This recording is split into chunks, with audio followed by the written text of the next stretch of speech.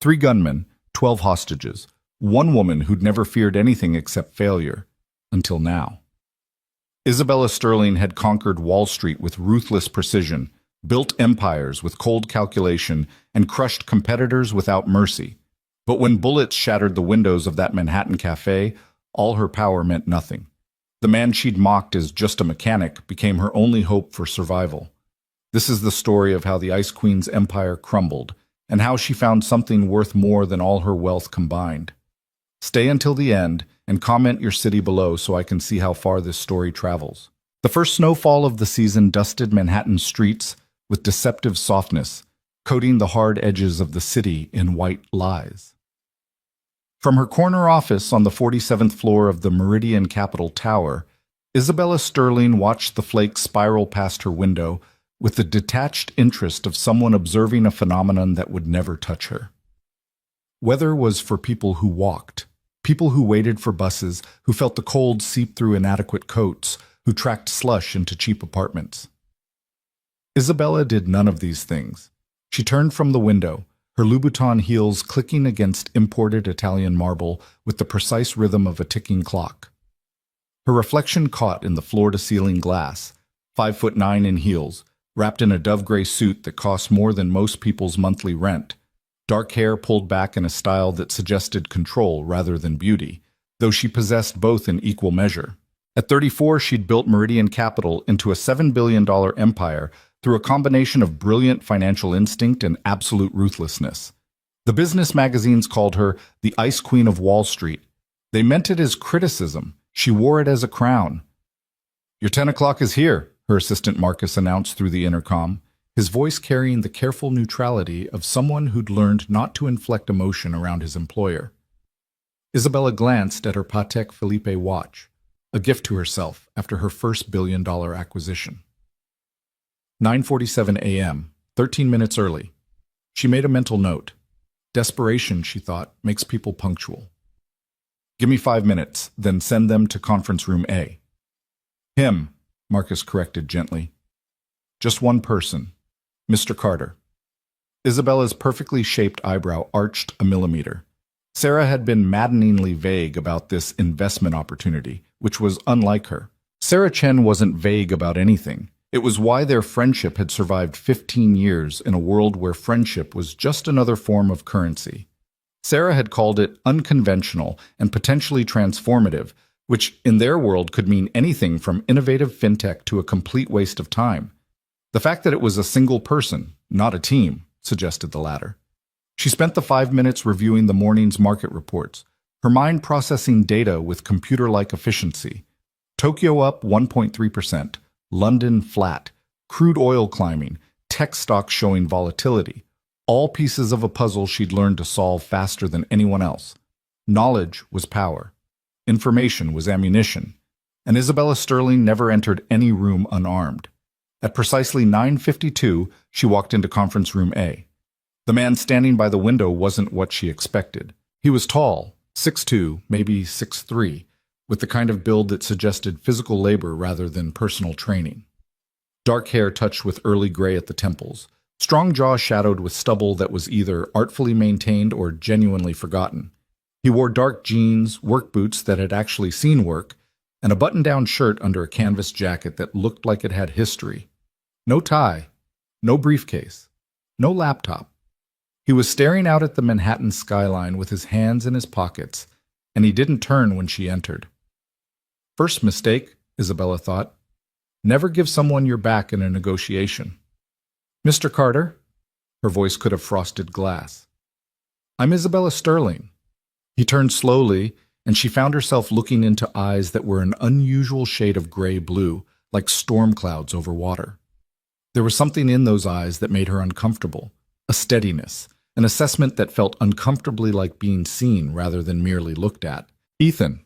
He extended his hand. "Thanks for taking the meeting." His handshake was firm but brief, calloused palms that confirmed the physical labor observation. Isabella's mind was already recalibrating. This wasn't an investor. This was someone Sarah had set her up with, socially. The realization landed like ice water down her spine. "Where's your presentation?" she asked, her tone sharpening. "Don't have one." Your pitch deck? Market analysis? Financial projections? None of those either. Isabella's smile could have cut diamonds. I see. Mr. Carter, I think there's been a misunderstanding. I don't know what Sarah told you about this meeting, but Meridian Capital doesn't make investments based on, she gestured vaguely at him, casual conversations. I'm not looking for an investment. His voice was quiet, but it carried weight. Not the weight of money or position, but something else. Something earned rather than inherited or purchased. And yeah, I figured out about 10 minutes ago that Sarah might have been creative about what she told both of us. Creative? Isabella's laugh was sharp. That's diplomatic. What exactly did she tell you? That a friend of hers wanted to grab coffee, talk about getting a vintage motorcycle restored. He shrugged, and there was something almost apologetic in the gesture. I restore bikes, classic cars sometimes. It's what I do. You're a mechanic. The words came out flat, and Isabella didn't bother to hide her disdain. Not because there was anything wrong with being a mechanic, but because Sarah had wasted her time. Valuable time. Time that could have been spent on actual business, actual opportunities, actual anything other than standing in a conference room with a man who smelled faintly of motor oil and had calluses on his hands. Yeah. If her tone bothered him, he didn't show it. Been doing it about 5 years now. Got a shop in Red Hook. Small operation, just me and a part-timer, but we do good work. Isabella was already moving toward the door. Mr. Carter, Ethan, this has clearly been a waste of both our time.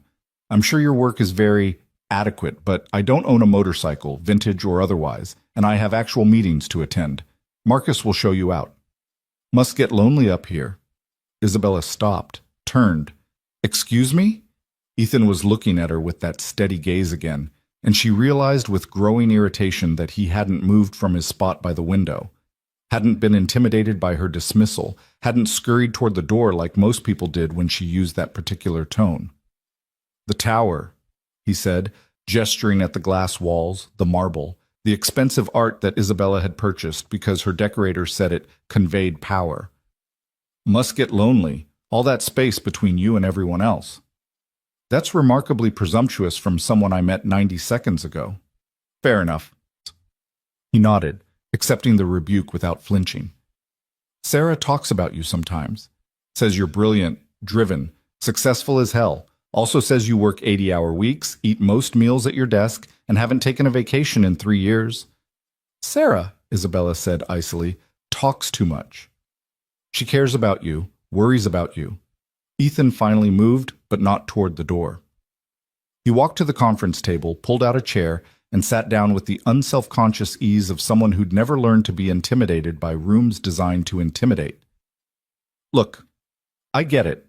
You're busy, important. I'm just a grease monkey who wandered into the wrong building. But since we're both here, and since Sarah went to this much trouble, maybe we could just grab that coffee? 30 minutes. No expectations, no agenda, just two people who apparently have a mutual friend with boundary issues. Isabella should have said no. Should have had Marcus escort him out. Should have called Sarah and delivered the kind of verbal evisceration that would make her friend think twice before playing matchmaker again. Instead, she found herself curious. It had been a long time since anyone had spoken to her the way this mechanic did, without deference, without calculation, without the careful weighing of words that characterized every other conversation in her life. It was either breathtaking honesty or spectacular stupidity, and she wanted to figure out which. 30 minutes, she said crisply. There's a cafe 3 blocks from here. Uncommon Grounds. Meet me there in 15 minutes, and do not be late. His smile was slight but genuine. Yes, ma'am. Don't call me ma'am. I'm not your commanding officer. Something flickered across his face. Too quick to identify, but it made her wonder. Then it was gone, replaced by that same calm steadiness. Noted, he said. See you in 15. Well, Uncommon Grounds was one of those carefully curated Manhattan establishments that worked hard to look effortless. Exposed brick, reclaimed wood tables, pendant lights made from Edison bulbs, and coffee that cost $8 for a cup that would be empty in 6 sips. Isabella came here because it was close, because the Wi-Fi was reliable, and because the baristas had learned never to attempt small talk with her. She arrived first, a small victory, and claimed a corner table that gave her a view of the door and the street beyond. Strategic positioning was reflexive for her. Always know your exits, always see who's coming, always maintain the advantage. Ethan walked in exactly 14 minutes after their conversation ended. Second small victory. He'd followed instructions. He'd also, she noticed with grudging approval, taken a moment to wash the visible grease from his hands and wipe down his boots. The canvas jacket remained, but it was clean. He'd made an effort, which was more than most people did. "What do you drink?" he asked, approaching her table. "I already ordered." "Right." He nodded and headed to the counter, returning a few minutes later with something that smelled like actual coffee, black, no fancy syrups or foam art. He sat across from her, took a sip, and waited. The silence stretched. Isabella was used to people filling silence, rushing to impress her, to pitch her, to prove their worth. Ethan just drank his coffee and looked mildly interested in everything and nothing in particular. "Fine." She'd start. "Tell me about yourself, Mr. Carter." "Ethan, and there's not much to tell. Grew up in Pennsylvania, small town you've never heard of. Joined the Army right out of high school, did some traveling courtesy of Uncle Sam, got out, moved to New York, started fixing things." He delivered this autobiography in the same tone someone might use to discuss the weather, factual, unadorned. "Some traveling," Isabella repeated, her analyst's mind catching the euphemism, "which means deployments, combat zones. That's a safe assumption." "How many tours?" "Enough." She leaned back, studying him with the same intensity she'd used to evaluate a company's balance sheet. The way he sat, relaxed but aware, never quite having his back to the room. The economy of his movements, the way his eyes tracked the other patrons without appearing to do so. The scars she could now see on his hands, visible in the cafe's better lighting. "Special Forces," she said. It wasn't a question. His expression didn't change, but something in his eyes confirmed it. "You're observant." "I'm paid to notice patterns, read people, predict behavior." She took a sip of her own coffee, some ridiculous seasonal blend Marcus had recommended. "You have the bearing. My ex-husband was ex-military. Different branch, different intensity, but I recognize the signs." "Ex-husband?" Ethan's tone was neutral, but she sensed the unasked question. "Married at 26, divorced at 28. He wanted someone who'd be home for dinner. I wanted someone who understood that empires aren't built on 9-to-5 schedules." She delivered this without emotion, a statement of fact. "It was amicable. We wanted different things." "What did you want?" The question was so direct, so stripped of artifice that Isabella actually paused. What did she want? Success? Obviously. Power, influence, security, the ability to never be vulnerable, never be dependent, never be the person waiting for someone else to save them. "To win," she said finally, "at everything." Ethan nodded slowly, as if this made perfect sense. "And do you? Win at everything?" "Yes." "Sounds exhausting." Isabella's smile was sharp. "Losing is more exhausting. Losing means someone else controls your fate. Losing means weakness, vulnerability, dependence. I don't do any of those things. Everyone's vulnerable sometimes. Not everyone chooses to be. Don't think it's a choice." Ethan's voice remained quiet, but there was certainty in it. Vulnerability just is, part of being human. You can pretend you're not, build walls, keep people at a distance, but it doesn't change the truth of it. Isabella felt her irritation rising. Is this the part where the blue-collar philosopher tells the shallow, rich woman about what really matters in life? Because I've seen that movie, and it's tedious. No. He didn't rise to the bait. This is the part where I wonder what happened that made you think being invulnerable was possible, let alone desirable. The words landed like a punch to the sternum, unexpected and precisely targeted. For a moment, Isabella saw herself at 9 years old, watching her father's company implode after a hostile takeover. Saw her mother's hands shaking as she sold jewelry to pay bills. Saw the house, the big house with the pool and the gardens, sold to strangers while she stood on the lawn with a single suitcase of belongings. She'd made a promise that day, never again, never vulnerable, never dependent, never weak. That she said coldly, is none of your business. You're right. I apologize. And he sounded like he meant it. Sarah was right about one thing, though. What's that? You're brilliant. Probably the smartest person in most rooms you walk into. He took another sip of coffee. But smart doesn't mean you're right. And success doesn't mean you're happy. Happiness, Isabella said the word like it tasted bitter, is a luxury people pursue when they have nothing real to accomplish. I have a company to run, investors to satisfy, employees depending on me. I don't have time for happiness. What about time for living? This is living, my life, my choices, my terms. Okay. Ethan checked his watch, a simple functional piece that probably cost less than Isabella's coffee. I should get going. I've got a '67 Mustang in the shop that won't rebuild itself. Isabella blinked. That's it? You're leaving? You said 30 minutes. We're at 28. He stood, pulling on his canvas jacket. Thanks for the coffee conversation. And seriously, no hard feelings about the setup. Sarah means well. Wait. The word escaped before Isabella could stop it. You're not going to argue? Try to convince me I'm wrong? Deliver some speech about how I should change my life? Ethan's smile was small and genuinely kind. Not my place. You're a grown woman who's built an impressive life. If it makes you happy, then I'm glad for you. If it doesn't, well, only you can decide what to do about that. He picked up his empty coffee cup. Take care of yourself, Isabella Sterling. He was halfway to the door when she called out, Why did you really come to this meeting? He turned back. Honestly, curiosity. Sarah said her friend needed help and I figured I'd see if I could offer any. But you don't need help, do you? You've got everything handled. And if I didn't? The question surprised them both. Isabella never asked for help, never admitted to needing anything from anyone. But something about this man's absolute lack of agenda made her want to, what, test him? Understand him? Figure out why he didn't fit into any category she knew? Ethan walked back to the table, and this time when he looked at her, there was something different in his expression. Not pity, she would have eviscerated him for pity, but perhaps understanding, recognition. If you didn't, he said quietly, I tell you that walls don't just keep bad things out. They keep good things out too, and that the strongest people I've ever known weren't the ones who never fell. They were the ones who learned how to ask for help when they did. I don't fall. Everyone falls eventually. Question is whether anyone's there to catch you when you do. Isabella wanted to deliver a cutting response, something that would reestablish the distance between them, remind him of his place. But before she could speak, Ethan's entire demeanor changed.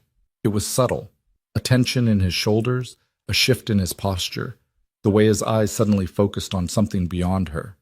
His hand moved slightly, and Isabella realized with a start that he'd positioned himself between her and the cafe's entrance. What? She began. Don't turn around, he said, his voice completely different now. Gone was the gentle philosophy. This was command, military grade, and absolute. 3 men just walked in, separately but together. They're positioning themselves to cover all exits. Isabella's heart rate spiked. You're being paranoid. I'm being observant. 2 of them have right-hand dominant bulges under their jackets. The third keeps his right hand in his pocket. They're not looking at the menu. They're scanning faces. This is Manhattan. Everyone's armed and paranoid. Not like this. Ethan's eyes never stopped moving, tracking, calculating. When I say move, I need you to walk, don't run, toward the back of the cafe. There's usually a rear exit in these places, near the kitchen. This is insane. I'm not...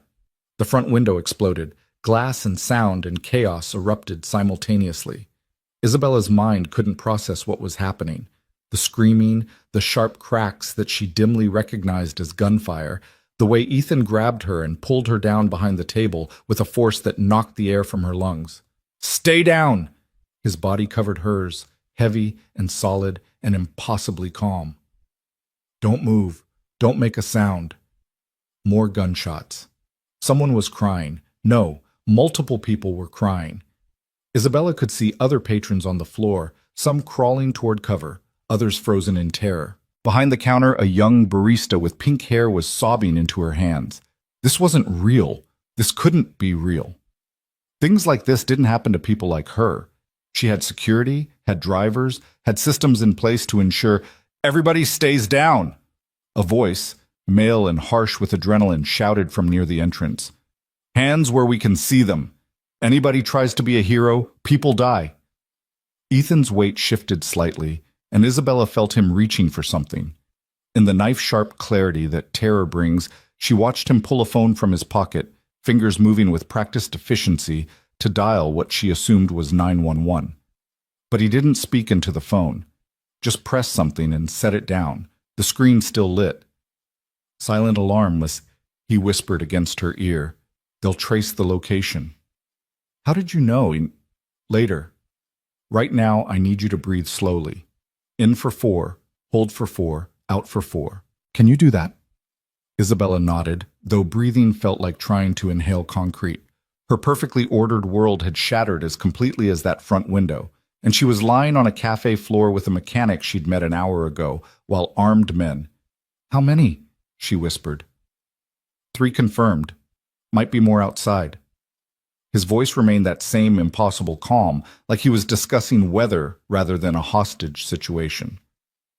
They're not robbing the place. This is something else. How do you know? Because they haven't gone for the register. They're watching the door, controlling the crowd. This is a perimeter, not a robbery. Isabella's analytical mind kicked in despite the terror. He was right. These weren't thieves. This was organized, military in its execution, which meant, they're looking for someone, she breathed. Specifically, someone. Smart girl. Ethan's approval was automatic. A teacher acknowledging a student's correct answer in the midst of hell. Question is who? The answer hit her like ice water. Could it be her? Meridian Capital had made enemies. She'd crushed competitors, destroyed careers, dismantled companies. Had someone finally decided that financial revenge wasn't enough? Before she could voice this theory, one of the gunmen spoke again. Anyone got a phone out, show it to me now, slowly. Isabella watched several hands raise, offering devices with shaking fingers. The gunman, she could see him now, young, maybe mid-20s, ski mask pulled over his features, collected them methodically, dropping each one into a bag. Check the back, another voice ordered. Heavy footsteps approached their position. Isabella's breathing accelerated despite Ethan's earlier instructions. The table they were behind wouldn't provide any real cover if, under the table, come out, hands first. Isabella's eyes met Ethan's, and she saw calculation there, rapid tactical assessment happening behind that storm-gray gaze. Then he did something that stopped her heart. He stood up. Easy, he said, hands raised to shoulder height. Nobody needs to get hurt here. I'll decide that. The gunman, this one older, harder looking through the mask, kept his weapon trained on Ethan's chest. Who else is back there? Just me. I was trying to hide when I heard the shots. Stupid, I know. Please, I have a daughter. I don't want trouble. The lie came so easily, delivered with just the right amount of fear mixed with desperation. Isabella, still pressed against the floor, recognized a performance when she saw one. Ethan was buying her time, drawing attention away from her position. Phone. Don't have one. Left it at work. Bullshit. I'm a mechanic. My phone died this morning, and I haven't had time to charge it. Check my pockets if you don't believe me. The gunman gestured with his weapon. Do it. Slow. Ethan complied, turning out his pockets to show nothing but a wallet, keys, and a few crumpled receipts. The phone he'd used to call for help was still on the floor next to Isabella, partially hidden by the table leg. You a mechanic? The gunman's tone suggested he was searching for something, trying to place Ethan in some larger pattern. Yeah, got a shop in Red Hook. Look, whatever this is about, I'm nobody. Just wrong place, wrong time. Let me sit down with the others, and I promise I won't be a problem. For a moment, Isabella thought it might work. The gunman seemed to be buying it, seemed ready to dismiss Ethan as just another terrified civilian. Then a child screamed. The sound cut through the cafe like a blade, pure, terrified, the kind of scream that bypasses thought and goes straight to instinct. Isabella turned her head and saw a little girl, maybe 7 years old, standing near the overturned chairs. She must have been in the bathroom when the gunmen entered, emerging now into a nightmare she couldn't possibly understand. "Mommy!" the girl shrieked, trying to run toward a woman pressed against the far wall. The nearest gunman moved to intercept her, and that's when everything changed. Ethan didn't think. Isabella saw it happen. The shift from civilian to soldier, the transformation so complete and instantaneous that it seemed like he'd been wearing the other persona as a disguise.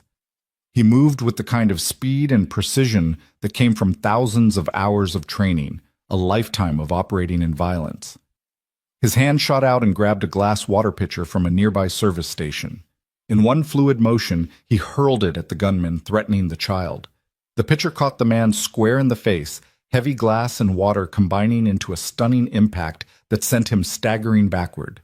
Ethan was already moving, closing the distance in 3 long strides. He caught the gunman's weapon hand, controlling the gun's direction with a grip that Isabella knew, even from her limited view, would leave bruises. A sharp strike to the elbow, a twist, and the weapon clattered to the floor. But there were 3 gunmen. The other 2 were already turning, already bringing their weapons to bear. "Ethan!" Isabella's warning came out as a scream. He heard her, grabbed the child with his free arm and dove behind the counter, pulling the sobbing girl into the minimal shelter just as bullets started flying. Wood and ceramic exploded around them, coffee machines sparking as rounds punched through them. The cafe descended into absolute chaos. People were screaming, scrambling, some freezing in place. The woman who had to be the child's mother was trying to reach her daughter, being held back by another patron with enough sense to keep her from getting herself killed. Isabella's mind went to a place she'd never experienced, complete, overwhelming helplessness.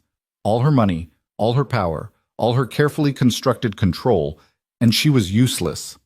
Worse than useless.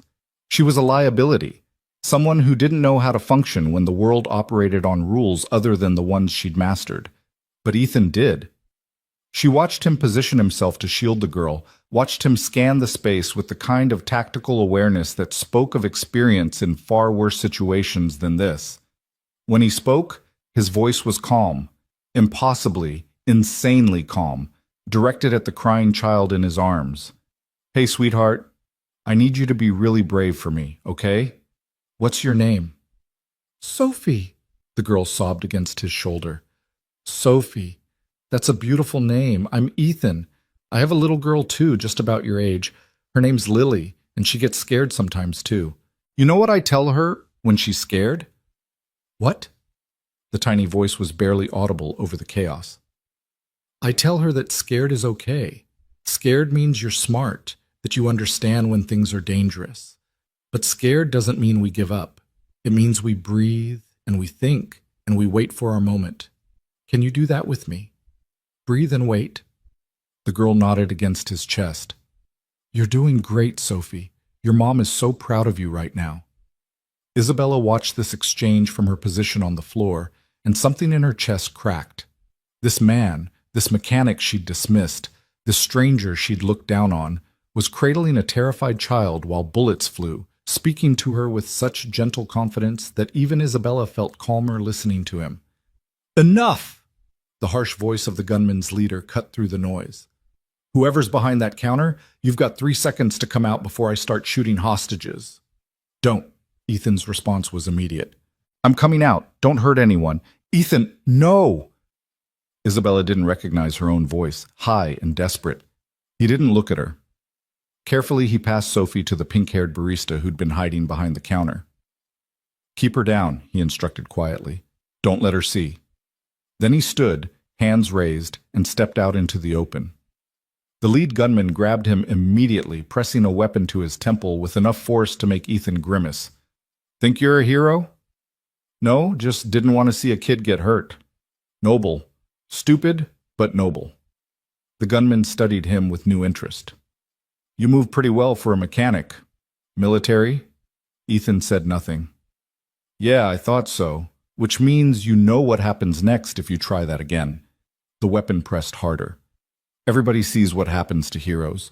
Isabella couldn't breathe, couldn't think, could only watch as the man who'd tried to save a child, the man who'd tried to save her, stood with a gun to his head, completely at the mercy of someone who clearly had none.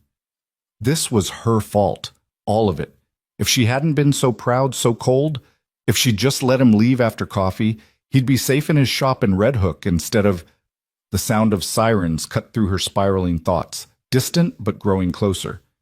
The gunmen heard them too, tension visible even through their masks as they exchanged rapid glances. "Doesn't change anything," the leader said, but Isabella heard the uncertainty in his voice. "We're walking out of here, and you're coming with us." He addressed Ethan. "Insurance." "Let the others go," Ethan said. "They're not part of this." "They are now." The next 90 seconds felt like hours. The gunmen moved efficiently, directing hostages toward the center of the room, creating a human shield between themselves and the approaching authorities. Isabella found herself pulled to her feet, shoved into the cluster of terrified people. Her eyes found Ethan's across the chaos. He was still standing with the weapon pressed to his head, but his expression held something that took her a moment to recognize. He was calm, not resigned, not terrified, but calculating, planning. He mouthed something to her. She couldn't hear it over the noise, but she could read his lips. "Fire extinguisher, behind you." Isabella turned slightly and saw it, a red canister mounted on the wall, maybe 3 feet to her right. She looked back at Ethan, questioning, and saw him give the tiniest nod. He was going to create a diversion. He was going to risk his life, again, and he needed her to act when he did. Terror and something else, something that felt uncomfortably like purpose, flooded through Isabella's system. She'd never been in a physical confrontation in her life. Never had to be. Money and lawyers and carefully worded contracts were her weapons, civilized tools for civilized warfare. But there was nothing civilized about this. The sirens were closer now. Isabella could see the flashing lights painting the cafe's walls in blue and red. The gunmen were getting more agitated, more dangerous. The leader's grip on Ethan had tightened, and Isabella saw blood where the weapon's sight had cut into his temple. "Last chance!" a voice boomed from outside, amplified, official. "Release the hostages and come out with your hands up." The gunmen ignored this, instead pulling Ethan toward the door, using him as a shield as they prepared to negotiate or flee or whatever desperate plan they'd formulated. That's when Ethan moved. It wasn't dramatic. Wasn't the Hollywood version of heroism with flying kicks and impossible physics. It was brutal, efficient, and terrifying in its execution. He dropped his weight, creating a momentary imbalance in his captor's grip, then drove his elbow backward into the man's solar plexus with enough force to make the gunman's breath explode out in a wheeze. The weapon came away from his head. Ethan twisted, controlling the arm, controlling the weapon, and for a heartbeat, Isabella thought he'd actually pull it off. Then the other gunman opened fire. Ethan went down, pulling his captor with him, using the man's body as a shield, even as he tried to wrestle the weapon away. Bullets were flying everywhere, into walls, into furniture, into the ceiling. Someone was screaming. Maybe Isabella, maybe everyone. She didn't think, didn't let herself think. She grabbed the fire extinguisher, yanked it from its mount with strength she didn't know she possessed, and ran toward the struggling forms on the ground. One of the gunmen turned toward her. Isabella saw his weapon coming up, saw her death in the black tunnel of that barrel, and knew with absolute certainty that she'd made a terrible mistake. But she was already committed, already pulling the pin on the extinguisher, already pressing the trigger. White chemical foam exploded outward, catching the gunman full in the face. He stumbled backward, blinded, weapon discharging into the floor as his fingers spasmed on the trigger. Isabella kept the pressure on the extinguisher, swinging it wildly, coating everything in white while her mind chanted a single thought. "Don't stop, don't stop, don't stop." She heard rather than saw the door burst open, heard the shouted commands of "Police, drop your weapons!" Heard the thunderous response of gunfire and felt someone tackle her to the ground. Protective this time, a cop's armored body covering hers as the situation descended into its final, violent resolution. Then it was over. The silence after chaos is its own kind of violence. Isabella lay on the floor, covered in fire extinguisher foam, her ears ringing, her whole body shaking with adrenaline she had no idea how to process. Someone was checking her for injuries, asking her questions she couldn't quite understand. The cafe looked like a war zone. Shattered glass, overturned furniture, bullet holes decorating the walls like obscene art. And Ethan. She scrambled to her feet despite the officer trying to keep her down, her eyes searching frantically for him in the chaos. There, being helped up by two SWAT officers, one hand pressed against his side where his shirt was slowly turning red. "Ethan!" Her voice cracked on his name. He looked up, found her in the chaos, and smiled. Actually smiled, like getting shot in the middle of a Manhattan cafe was just another Tuesday. "You okay?" he called. Isabella wanted to laugh, wanted to cry, wanted to scream at him for being insane enough to ask if she was okay when he was clearly bleeding from at least one gunshot wound. Instead, she pushed through the responding officers and EMTs until she reached him, her hands hovering uselessly over his injury because she didn't know what to do, didn't know how to help, didn't know anything except that this man had saved her life twice in the span of 10 minutes. "You're an idiot," she said, and her voice was shaking. "A complete, absolute idiot." "Yeah," he agreed, wincing as a paramedic started examining his side. "I get that a lot. You could have been killed. You could have—" Isabella's voice broke, and she realized with horror that she was crying. She never cried. Crying was weakness, was loss of control, was everything she'd spent a lifetime avoiding. Ethan's hand caught hers. His grip was bloody and weak, but warm. "Hey, I'm okay. You're okay. Sophie's okay. That's what matters." "Ma'am, we need to get him to the hospital," the paramedic said gently. "Are you injured? Do you need medical attention?" Isabella shook her head, unable to form words. She watched them load Ethan onto a stretcher, watched him wince as they moved him, watched his blood stain the white sheets they'd wrapped around him. "Isabella!" His voice stopped her as she started to turn away. "Thank you." The fire extinguisher thing? That was pretty badass. Despite everything, the terror, the violence, the complete destruction of her ordinary reality, Isabella Sterling, Ice Queen of Wall Street, laughed. It came out choked and half hysterical, but it was genuine. "Pretty badass," she repeated. "I'll put that on my business cards." "Ma'am?" Another officer approached, this one detective grade from the look of him. "I need to get your statement about what happened here." Isabella nodded numbly. Of course. Statements, police reports, the machinery of law and order grinding into motion. Her world, the world of rules and procedures and proper channels, reasserting itself over the chaos. But as she watched the ambulance pull away with Ethan inside, as she stood in the wreckage of the cafe still covered in fire extinguisher foam, Isabella realized something fundamental had shifted. The walls she'd built, the tower she'd climbed, the distance she'd so carefully maintained between herself and the messy, dangerous, unpredictable world, it had all been an illusion. She wasn't invulnerable, wasn't untouchable, wasn't safe just because she had money and power and a corner office 47 stories above the street.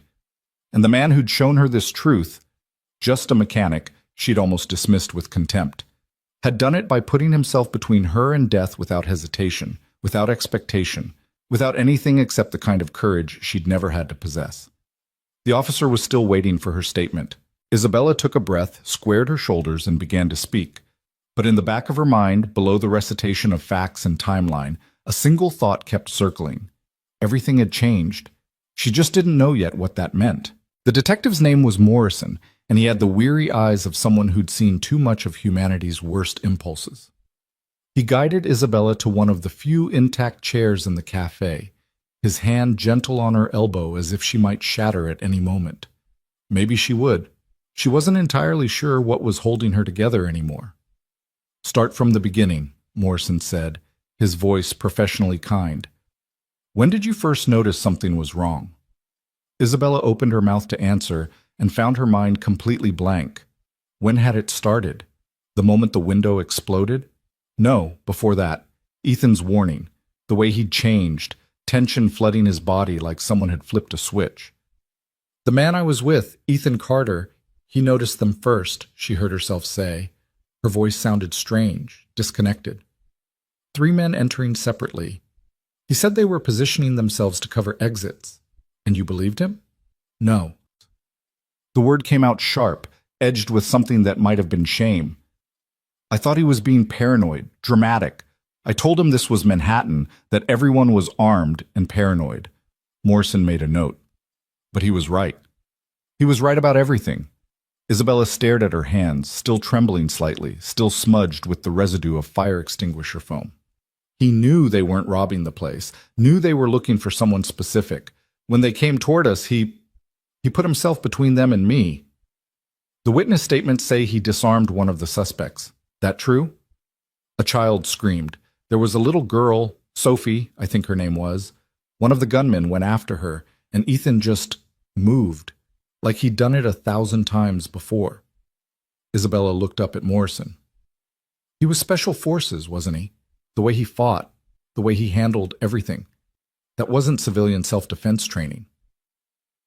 Morrison's expression remained carefully neutral. I can't discuss another witness's background, but between you and me? Yeah. That kind of response comes from serious training and experience. He paused. You're lucky he was there. Lucky. The word felt absurd. Lucky implied chance, randomness, the casual intersection of circumstance. But sitting here in the wreckage, Isabella couldn't shake the feeling that nothing about this morning had been random at all. Detective, those men, they weren't after the register. They didn't demand money or try to rob anyone. They were controlling the space, securing perimeters. That's military language, isn't it? Military thinking? You're very observant, Ms. Sterling. I analyze patterns for a living, risk assessment, threat modeling, predicting behavior based on incomplete data. Isabella leaned forward, her analyst's mind finally engaging with something it could process. This wasn't random violence. This was an operation. So what were they operating toward? Who were they looking for? Morrison studied her for a long moment. That's what we're trying to determine. The 3 suspects are in custody, 2 injured, 1 critical. We'll know more once we can question them. He flipped his notebook to a fresh page. Now I need to ask you something, and I need you to think carefully before you answer. Is there anyone who might want to harm you? Business rivals, disgruntled employees, anyone you've had conflicts with? The question landed exactly where Isabella's thoughts had been circling since the shooting started. Meridian Capital had made enemies. She'd made enemies. In the ruthless ecosystem of high finance, you didn't build a $7 billion empire without crushing some throats along the way. There's a list, she admitted quietly, a long one. I've destroyed careers, dismantled companies, cost people fortunes. 3 months ago, I orchestrated a hostile takeover of Brennan Industries. Richard Brennan swore he'd make me pay for it. His exact words were, "I'll see you burn for this." We'll look into it. Morrison made notes. Anyone else? Isabella closed her eyes, running through the catalog of her professional devastations. Marcus Tillman, former CFO of a company we acquired. He blamed me personally for losing his position, sent emails, made threats on social media before his lawyers made him stop. Catherine Wu? I exposed accounting fraud at her firm, cost her everything. She's currently awaiting trial. She opened her eyes. Should I continue? Because I can. That's what winning looks like in my world, Detective. It looks like a trail of people who'd celebrate if I died. Morrison's expression had shifted to something that might have been pity. We'll need those names. All of them. And Ms. Sterling, you might want to consider personal security until we figure out what today was really about. Personal security. Bodyguards.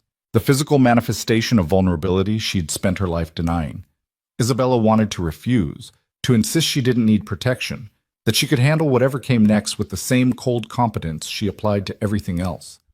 But she kept seeing Ethan's blood staining those white sheets, kept hearing Sophie's terrified screams, kept feeling the weight of that fire extinguisher in her hands and the absolute certainty that she was about to die. Okay, she said simply. Morrison looked surprised, like he'd expected an argument. Good, smart.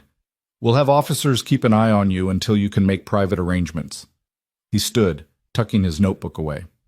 I'll need you to come down to the station tomorrow, go through some photos, see if you recognize any of the suspects. For now, get somewhere safe. And Ms. Sterling, that thing you did with the fire extinguisher probably saved lives, including your own. Isabella nodded numbly, watching him walk away to question other witnesses. Around her, crime scene technicians were photographing bullet holes, collecting evidence, reconstructing the violence with clinical precision. The pink-haired barista was being interviewed while Sophie clung to her mother nearby, her face buried in the woman's shoulder. That little girl had almost died. would have died if Ethan hadn't. Isabella's phone buzzed in her pocket, survived intact despite everything. She pulled it out to find 73 missed calls, over 100 texts, and what looked like every news outlet in New York trying to reach her. The shooting had already hit the media cycle, complete with shaky phone footage from witnesses outside and helicopter shots of the SWAT response. One text stood out from Marcus, her assistant. "Are you alive? Please tell me you're alive. Office is in chaos. Board wants emergency meeting." Of course they did. The CEO of Meridian Capital, caught in a hostage situation, was exactly the kind of crisis that sent boards into panic mode. They'd want assurances, want risk assessments, want to know if this would affect stock prices or investor confidence or any of the 1,000 metrics that mattered more than actual human lives. She should call them, should start managing the situation, controlling the narrative, doing all the things Ice Queens did when their carefully constructed worlds developed cracks. Instead, she texted back, "Alive. Going to hospital. We'll call tomorrow." Then she turned off her phone. The action felt revolutionary, like she'd just detonated a bomb under her own perfectly ordered existence. Isabella Sterling did not turn off her phone, did not ignore her board, did not prioritize anything over Meridian Capital's interests. But Isabella Sterling had also never grabbed a fire extinguisher and charged at armed gunmen, so apparently today was full of surprises. "Ms. Sterling?" A young uniformed officer approached, her expression sympathetic. "I'm Officer Chen. Detective Morrison asked me to arrange transport for you. Where would you like to go?" Where would she like to go? The question seemed impossibly vast. Home. Her penthouse apartment with its white furniture and minimalist decor and oppressive silence? The office. Her sanctuary of glass and steel and controlled perfection? The hospital, Isabella heard herself say. Whichever one they took Ethan Carter to. Officer Chen nodded like this made perfect sense. Presbyterian. I'll have someone drive you. The ride took 20 minutes through traffic that parted reluctantly for the patrol car's flashing lights. Isabella sat in the back, staring out the window at a city that looked exactly the same as it had this morning, despite the fact that her entire understanding of reality had been violently reorganized.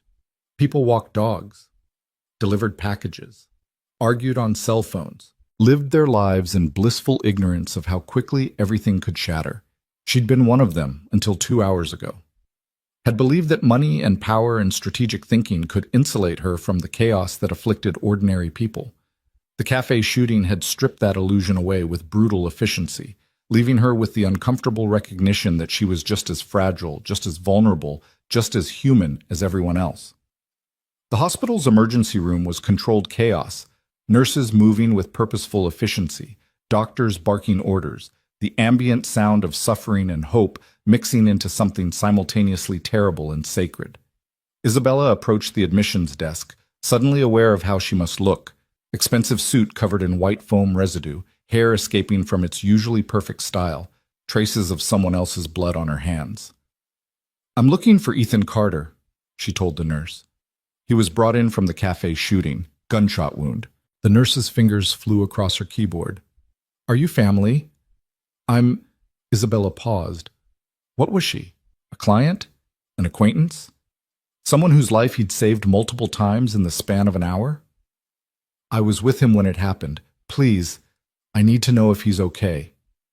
Something in her voice must have conveyed the desperation beneath the words, because the nurse's expression softened. "He's in surgery, gunshot wound to the side, but the bullet missed anything vital. Doctor said he was lucky, couple inches to the left, and we'd be having a very different conversation." She gestured toward a waiting area. "It'll be a few hours before he's out. You're welcome to wait." Isabella nodded and made her way to the plastic chairs that seemed designed to maximize discomfort. She sat, and for the first time since the shooting started, allowed herself to simply exist in the moment. No analyzing, no strategizing, just sitting with the reality that a man she barely knew had taken a bullet, and she couldn't stop thinking about the way he'd smiled at Sophie while chaos exploded around them. Isabella Sterling? She looked up to find a woman standing in front of her, early 30s, elegant in the way that suggested old money rather than earned wealth, dark hair pulled back in a style similar to Isabella's own, Her eyes were red, like she'd been crying recently. Yes? I'm Rachel Morrison, Sophie's mother. The woman's voice wavered. The officers told me what you did, how you and Mr. Carter saved my daughter. Isabella stood, unsure of the protocol for this situation. Hallmark didn't make cards for, sorry your daughter was taken hostage, glad my fire extinguisher helped. I'm just glad she's safe, Isabella said, and meant it with an intensity that surprised her. She won't stop talking about the nice man who held her. Rachel's smile was watery. Says he promised to introduce her to his daughter Lily, that they can have a play date once all the scary stuff is over. Her expression grew more serious. The officer also said Mr. Carter was shot. Is he? Surgery. They think he'll be okay. Rachel nodded, relief visible in the slump of her shoulders. Thank God. I don't know what would have happened if he hadn't. She trailed off, unable to finish the sentence. I wanted to thank you both, properly. Not just words, but... I'm sorry, I'm not making sense. It's been a terrible morning. You don't need to thank me, Isabella said quietly. Ethan's the one who saved her. Saved all of us, really. I just... reacted. You charged armed men with a fire extinguisher. That's not reacting. That's being extraordinary. Rachel reached into her purse, pulled out a business card. My husband and I own Morrison Gallery in Chelsea. If there's ever anything we can do for you or Mr. Carter, anything at all, please don't hesitate to call. Isabella took the card more out of politeness than any intention of using it. Rachel Morrison squeezed her hand once, then left, presumably to return to Sophie and begin the long process of helping a 7-year-old make sense of trauma. The waiting room's clock ticked forward with aggressive slowness. Isabella tried to focus on her phone, turned it back on despite her earlier rebellion, watched the messages pile up with almost comedic speed. But she couldn't concentrate on board politics or investor concerns or any of the things that usually commanded her complete attention. Instead, she kept replaying the morning. Ethan's quiet observations about her tower, his refusal to be impressed or intimidated by her success.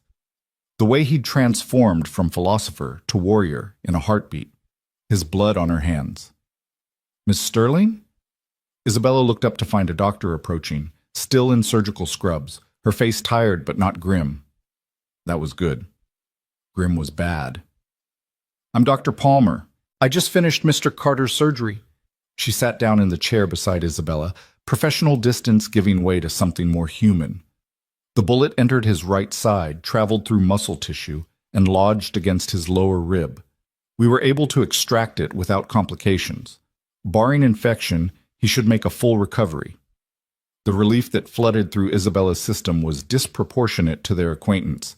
She barely knew this man, had no claim on him, no reason to care beyond basic human decency. And yet hearing that he'd be okay made her want to cry again, which was becoming an alarming pattern. When can I see him? He's in recovery now, should be moved to a room in about an hour. Dr. Palmer studied Isabella with the assessing gaze of someone trained to read what patients didn't say. This isn't the first time he's been shot. Did you know that? Isabella shook her head. He has significant scarring, old wounds, some of them pretty severe. Military, I'd guess. The doctor's expression grew thoughtful. When he was coming out of anesthesia, he kept asking about someone, kept saying, is she okay? Is Isabella okay? That you. Yes. The word came out barely above a whisper. Well, you can tell him yourself when he's awake. Dr. Palmer stood, then paused. Whatever happened today, he clearly thinks you're worth taking a bullet for. That's not nothing. The doctor left, and Isabella sat in the uncomfortable chair processing this information. Ethan had been asking about her, had been worried about her despite being the one with a hole in his side that required surgery. An hour passed, then another. Isabella declined offers from hospital staff to get her coffee or food or anything that would require her to leave the waiting area. She'd already turned her phone off again, ignoring the digital avalanche of demands on her attention. Let the board panic. Let the investors worry. Let her entire carefully constructed empire teeter while she sat in a hospital waiting room covered in fire extinguisher residue. For the first time in her adult life, Isabella Sterling had absolutely no idea what she was doing, and strangely, that felt almost like freedom. Ms. Sterling, A nurse appeared, young and genuinely kind. Mr. Carter's awake. Room 347 if you'd like to see him. Isabella followed her through corridors that all looked identical, past rooms containing strangers suffering, until they reached a door marked with Ethan's name on a whiteboard. She paused outside, suddenly uncertain. What did you say to someone who'd saved your life? Thank you seemed inadequate. How are you feeling seemed ridiculous given the circumstances. Sorry I got you shot was probably accurate, but not particularly helpful. She knocked quietly and pushed the door open. Ethan was half reclined in the hospital bed, pale but alert, an IV running into his left arm and monitoring equipment beeping steadily beside him. He wore a hospital gown that somehow made him look more vulnerable than anything else she'd seen today. When he saw her, his face split into a smile that was equal parts genuine pleasure and obvious pain. "Hey," he said, his voice rough. "You made it. You got shot." Isabella heard the accusation in her own voice, like this was somehow a personal failing on his part. "Little bit, yeah," he gestured at his bandaged side. "Doctor says I'll be fine. Bullet missed the important stuff." Isabella walked to his bedside, her hands useless at her sides. "You could have died. You should have just... You didn't have to..." "Yes, I did." Simple. Absolute. No room for argument. "Why?" The word exploded out of her. "Why would you do that? You don't know me. You don't owe me anything. I was terrible to you this morning, looked down on you, dismissed everything you said. And then when things went bad, you just..." Her voice broke. "You just kept saving people. That little girl, those other hostages, me. Why?" Ethan was quiet for a moment, his storm-gray eyes studying her with that same uncomfortable perception he'd shown in the cafe. "You want the simple answer or the real one?" "Real. Always real." "Because I could." He shifted slightly, wincing at the movement. "I've had training, experience, been in situations way worse than today. When that window exploded, my brain went to a place it knows. Tactical assessment, threat neutralization, protecting civilians. It's not heroic, Isabella. It's just reflex. Muscle memory from a life I used to live." "That's not an answer. That's a description of capability, not motivation. Lots of people could do things they choose not to do." Isabella moved closer, needing him to understand. "You chose to act, chose to risk yourself. And I need to know why, because nothing in my understanding of human nature accounts for what you did." "Your understanding of human nature comes from Wall Street." Ethan's smile was gentle, without judgment. "That's a place where self-interest rules, where people calculate cost-benefit on everything, including relationships. But not everyone operates that way. So you're just naturally selfless? Is that what you're telling me?" "God, no." He laughed, then immediately regretted it, pressing a hand to his bandaged side. "I'm selfish in all sorts of ways, but I have a daughter. She's 8 years old, smartest person I know, and she believes the world is fundamentally good, that people help each other, that heroes are real." His expression grew distant. "I've seen too much darkness, Isabella. Done things in the name of duty that still wake me up at night. But when I look at Lily, I want her to be right. Want to be the kind of person who justifies her faith in humanity. So you risk your life to maintain your daughter's innocence?" Isabella heard the skepticism in her voice. "That seems like a complicated rationalization for basic hero complex behavior." "Maybe." Ethan didn't seem offended by her analysis. "Or maybe I just don't believe you should stand by when you can help. You didn't either, by the way. I grabbed a fire extinguisher in a panic. That's not the same as what you did." "Isn't it? You had every reason to stay down, stay safe, let the professionals handle it. But you saw someone in danger and you acted. That fire extinguisher thing probably saved my life." His hand reached out, caught hers. His grip was warm despite the hospital's aggressive air conditioning. "You're braver than you think, Isabella Sterling." "I'm not brave. I'm terrified. I've been terrified for..." Isabella stopped, unsure how to finish that sentence. Terrified for years? For her entire adult life? "I built my whole existence around control, around never being vulnerable, never being at someone else's mercy. And today showed me how completely illusory all of that was. 3 men with guns, and suddenly my $7 billion meant absolutely nothing. Money's just a tool, Ethan said quietly. It can't make you bulletproof, can't guarantee safety or happiness or connection. It's useful, sure, but it's not the same as actual security. Then what is? Actual security, I mean. Ethan was quiet for a long moment, his thumb absently tracing circles on the back of her hand. Isabella realized she should probably pull away. They barely knew each other. This was inappropriately intimate, but she didn't want to. His touch anchored her somehow, made the hospital room feel less sterile and terrible.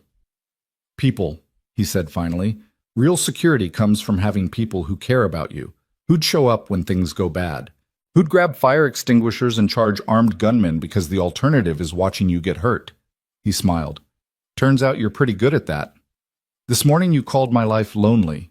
Yeah, I'm sorry about that. Was overstepping. No. Isabella squeezed his hand. You were right. It is lonely. I've made it that way deliberately, thinking isolation was the same as independence. Thinking if I didn't need anyone, no one could hurt me.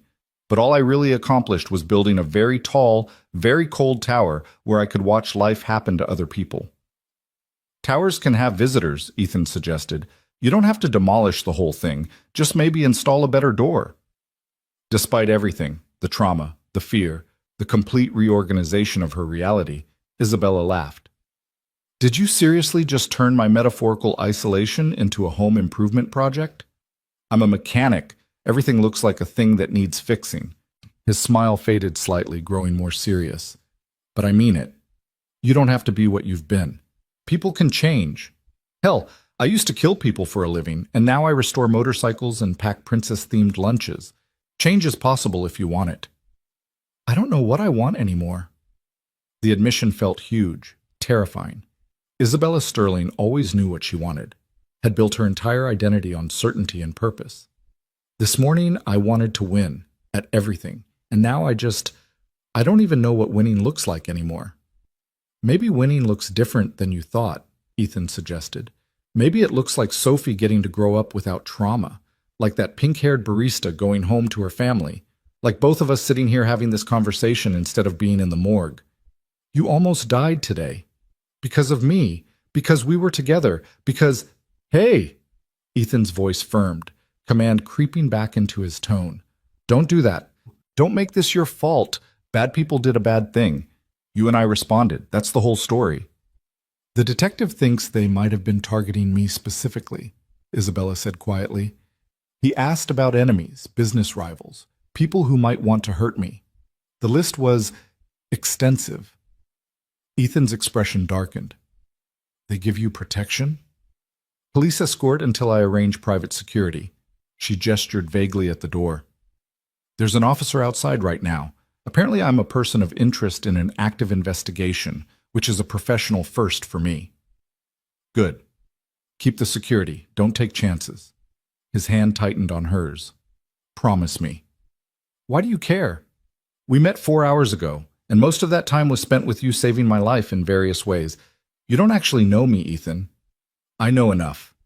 His storm gray eyes held hers. I know you're brilliant and driven and scared underneath all that ice.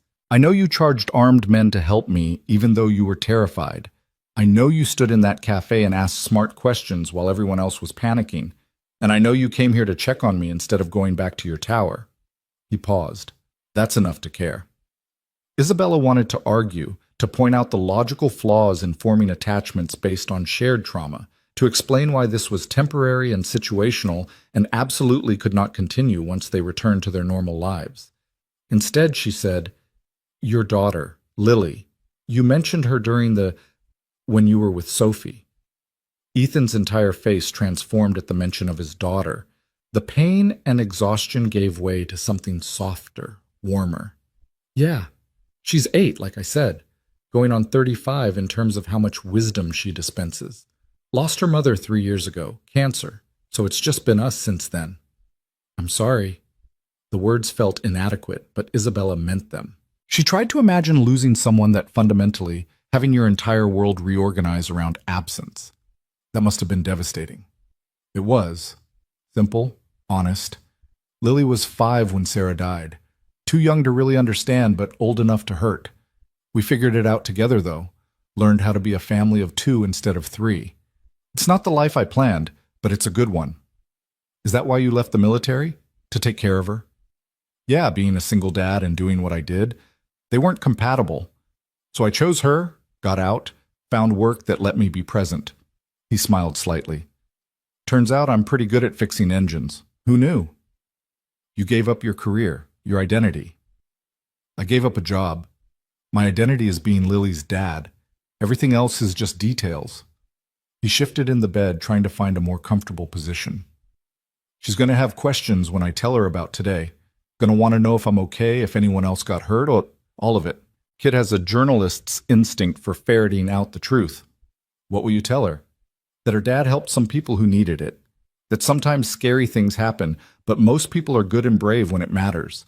That she should be proud of the nice lady who helped save her dad with a fire extinguisher. His smile turned mischievous despite the obvious pain. She's going to want to meet you now, just warning you. Meet me. Isabella felt panic flutter in her chest. Why would she want to meet me? Because you're part of the story now. Because Lily believes in thanking people who do good things. Because 8-year-olds don't have the same social boundaries as adults. Ethan watched her reaction with interest. Would that be okay? Meeting her sometime?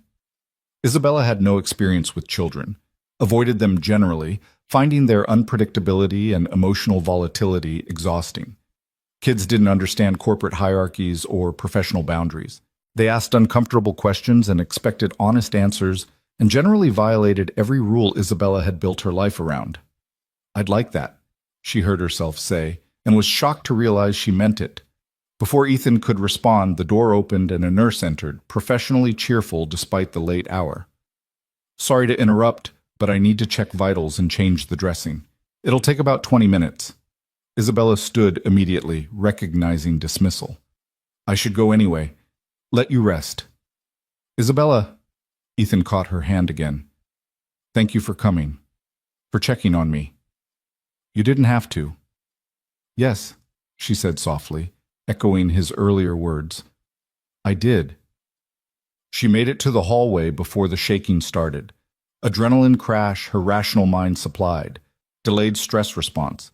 Completely normal after traumatic events. Her body apparently disagreed with this assessment, deciding instead to stage a full rebellion. Trembling hands, rapid heartbeat, breathing that wouldn't quite regulate. Ma'am, you okay? The officer stationed outside Ethan's room, young, concerned, reached out to steady her. Fine, just need a moment. Isabella pressed her back against the wall, focusing on the breathing technique Ethan had taught her during the shooting. In for 4, hold for 4, out for 4.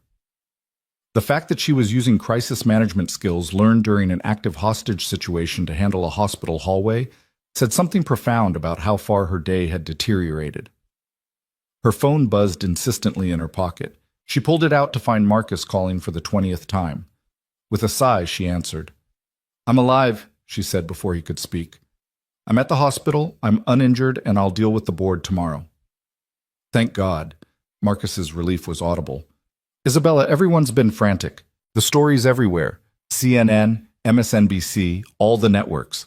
They have footage of you in the cafe, covered in that foam, looking what? Human, Marcus said quietly. Scared. Real. The Ice Queen melted on live television, and people are actually sympathizing. Your social media mentions are through the roof, people calling you brave, a hero. Isabella closed her eyes. Of course, because this was her life now. Personal trauma transformed into public spectacle, vulnerability commodified for media consumption. Handle it. Release a statement that I'm grateful for the first responders, that my thoughts are with the other victims, all the usual corporate empathy language. Already did. But Isabella, the board wants answers. They want to know if this was random or targeted. They want a security assessment, a risk evaluation, a plan for... Marcus. Her voice could have frozen nitrogen. I got held hostage this morning. Someone who helped me is in surgery. I have blood on my clothes and my hands won't stop shaking, so the board can wait 24 hours for their precious assessments. Clear? Silence. Then, carefully, crystal clear. I'll hold them off. Just take care of yourself, okay? For once, just take care of yourself. Isabella ended the call and realized the officer was still watching her with concern. I'm fine, she said again, more firmly this time. Thank you. She made her way through the hospital's maze of corridors, following signs toward the exit. The emergency room waiting area was still chaotic. Apparently, trauma didn't pause for anyone's convenience. She was almost to the doors when someone called her name. Miss Sterling? Isabella Sterling? She turned to find a man in his 50s, well-dressed, with the kind of face that suggested either too much stress or too much cosmetic surgery. He approached with his hand extended, and something in his expression made Isabella's defensive instincts flare. I'm Robert Harding, he said, attorney representing the Uncommon Grounds Cafe. I wanted to speak with you about this morning's incident. Your client should speak with my lawyers. I'm not making any statements without legal representation. Corporate Isabella, all ice and efficiency, sliding back into place like armor. This isn't about liability, Harding said quickly. Quite the opposite. My client wants to thank you. What you did, the fire extinguisher, helping neutralize the threats, potentially saved lives and definitely saved the cafe from even worse damage. We're grateful. Isabella blinked, recalibrating. Not a lawsuit, a thank you. When had thank you started feeling more suspicious than litigation? I'm glad I could help, she said carefully. Is there anything else? Actually, yes. Harding pulled out a business card. My firm specializes in security consultation for corporate clients. Given that today's attack may have been targeted at you specifically, you might want to consider more comprehensive protection than standard bodyguards. We work with former intelligence personnel, advanced threat assessment, the whole package. There it was. The angle. Nothing was ever just gratitude. There was always an agenda, always someone trying to profit from disaster. I'll keep that in mind, Isabella said, taking the card more to end the conversation than from any real interest. Now, if you'll excuse me, I need to leave. She made it outside before her phone rang again. Sarah this time. Isabella almost didn't answer, couldn't face her friend's guilt over the matchmaking disaster that had nearly gotten them both killed. But ignoring Sarah was impossible. The woman had the persistence of water wearing down stone. Before you say anything, Sarah's voice was thick with tears. I am so sorry. I thought I was being helpful, thought maybe you two would hit it off, have coffee, discuss motorcycles or whatever. I never imagined... God, Isabella, when I saw the news... Sarah, breathe. Isabella found herself using the same calm tone Ethan had employed with her. I'm okay. Ethan's okay. We're both alive and relatively undamaged. You couldn't have known. I put you in danger. I set up that meeting, practically pushed you into that cafe. You tried to set me up on a date. The armed gunmen were somewhat outside your control. Isabella leaned against the hospital's exterior wall, suddenly exhausted. Also, for what it's worth, Ethan's remarkable. You were right about that. Remarkable enough that you stayed at the hospital for 5 hours waiting to see him? Sarah's voice carried a note of knowing that made Isabella uncomfortable. Marcus told me where you were. Said you turned off your phone, ignored the board, basically went completely off grid to check on your mechanic. He's not my mechanic, but you care about him. Did she? Isabella tried to inventory her feelings and found the usual analytical clarity completely absent. She cared that Ethan was okay, cared in a way that felt disproportionate to their brief acquaintance but utterly genuine. The thought of him being seriously hurt made her chest tight. The memory of his smile in that hospital room made something warm unfold in her stomach. I don't know what I feel, she admitted. Today broke something in me, Sarah. Or maybe fixed something. I genuinely can't tell which. All I know is that man saved my life multiple times, got shot protecting people, and then asked if I was okay before worrying about his own injuries. And I've never met anyone like that before. Because you've spent 15 years surrounding yourself with people like us, Sarah said gently. People who calculate every interaction, who measure relationships in terms of utility and advantage. Ethan doesn't operate that way. No, he doesn't. Isabella watched an ambulance pull up, disgorging another emergency, another crisis, another life teetering on the edge. Sarah, do you ever wonder if we're missing something? If all our success and power and careful planning is just elaborate distraction from actually living? The line was quiet for a long moment. Then, every single day. But I'm too afraid to do anything about it. Yeah, Isabella said softly. Me too. They talked for a few more minutes, Sarah extracting promises that Isabella would call if she needed anything, Isabella assuring her friend that their friendship was intact despite the day's chaos. After they hung up, Isabella stood in the cold November evening and tried to decide where to go. Not home. Her apartment felt too empty suddenly, too much a monument to solitude. Not the office. She'd probably throw something at the board if they tried to meet tonight. Where did people go when their entire worldview had been violently reorganized? Her phone buzzed with a text from Officer Chen, her escort. Ready to take you wherever you need to go, Ms. Sterling. Isabella looked up at the hospital's lit windows, wondered which one was Ethan's room, wondered if he was awake or sedated or thinking about his daughter. Then she climbed into the patrol car and gave the officer her address. The penthouse apartment was exactly as she'd left it that morning, which felt impossible given that an entire lifetime had occurred in the interim. White furniture, minimalist decor, floor-to-ceiling windows offering a view of Manhattan that real estate agents called breathtaking, and Isabella now recognized as another form of distance. 47 stories between her and the messy, dangerous, beautiful world below. She stood at those windows for a long time, still wearing her ruined suit, and watched the city lights flicker in the darkness. Somewhere out there, Sophie was probably having nightmares. Rachel Morrison was holding her daughter too tight. Ethan was lying in a hospital bed with a bullet wound he'd acquired saving strangers. And Isabella Sterling, Ice Queen of Wall Street, was starting to suspect that her tower wasn't protection at all. It was just a very expensive prison. Isabella didn't sleep that night. She tried, changed into silk pajamas, lay in her $1,000 sheets, closed her eyes, and willed her mind to quiet. But every time she started to drift, she'd jerk awake with the sound of shattering glass echoing in her ears, or the sharp crack of gunfire, or worse, the wet sound of Ethan hitting the floor with blood spreading across his shirt. At 3 a.m, she gave up and went to her home office, pulling up security footage from Meridian Capital's building.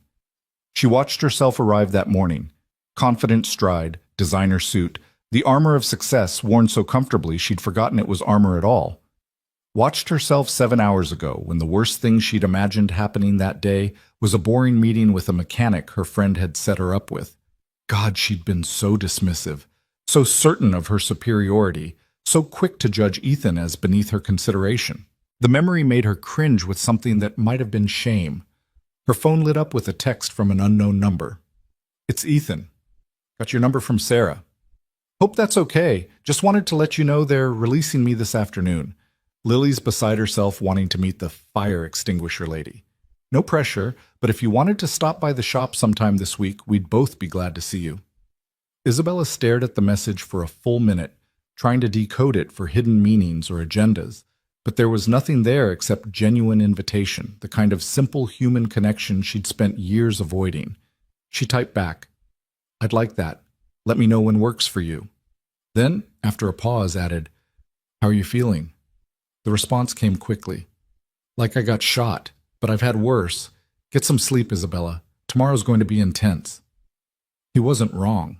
By the time she made it to the office at 7, early even by her standards, the lobby was already swarming with reporters held at bay by extra security. Marcus met her at the elevator with 2 extra-large coffees and an expression that suggested he'd also had no sleep. Conference room now, he said without preamble. Board assembled at 6:30. They've been waiting. Isabella took the coffee and squared her shoulders. Back to the tower, back to the ice, back to being the person who'd built an empire through sheer force of will and absolute control. The conference room fell silent when she entered. 12 board members, titans of industry, investment gurus, people whose collective net worth could purchase small countries, all staring at her with varying degrees of concern, suspicion, and calculation. Good morning, Isabella said, her voice steady despite the exhaustion and trauma. I assume you have questions? Richard Brennan, The man whose company she'd dismantled 6 months ago, now a board member through the complex machinations of corporate politics, leaned forward with barely concealed hostility. Questions? Mr. Sterling, you were involved in a hostage situation that's now national news. Our stock dropped 2 points at opening bell. Our investors are panicking. Our insurance carriers are demanding risk assessments. So yes, we have questions. Then ask them. Was this attack targeted at you specifically? This from Margaret Chen, one of the few board members Isabella actually respected. The police are investigating that possibility. I've provided them with a list of potential enemies, professional conflicts, hostile takeovers, the usual consequences of doing business at our level. They'll determine if there's a credible threat. A list, Brennan repeated. How long a list are we talking about? Long enough to suggest I've been effective at my job. Isabella's smile could have cut glass. You don't build what I've built by making friends. You all know that. Some of you are on that list yourselves, if we're being honest. The temperature in the room dropped several degrees. Marcus made a small sound that might have been a suppressed laugh or a heart attack. That's incredibly reckless, Brennan said, his face reddening. Your personal vendettas are now a corporate liability. My personal vendettas are called business strategy, and they've increased Meridian Capital's value by $3 billion in the last 18 months alone. Isabella's voice remained level, but steel ran underneath it. If you'd prefer a CEO who plays nice and watches our competitors eat our lunch, I'm sure you can find one, but you won't find one who delivers my results. No one's questioning your results, Margaret interjected smoothly. But Richard has a point. If this attack was targeted, if you're in danger, that becomes a corporate concern. We need to discuss security protocols, crisis management, possibly even a temporary leave of absence until— No. The word came out flat and absolute. Isabella, I'm not taking leave. I'm not hiding. And I'm not letting terrorists, because that's what they were, regardless of their specific motivation, dictate how I run my company or my life. She stood, placing her palms on the table and leaning forward. Here's what's going to happen.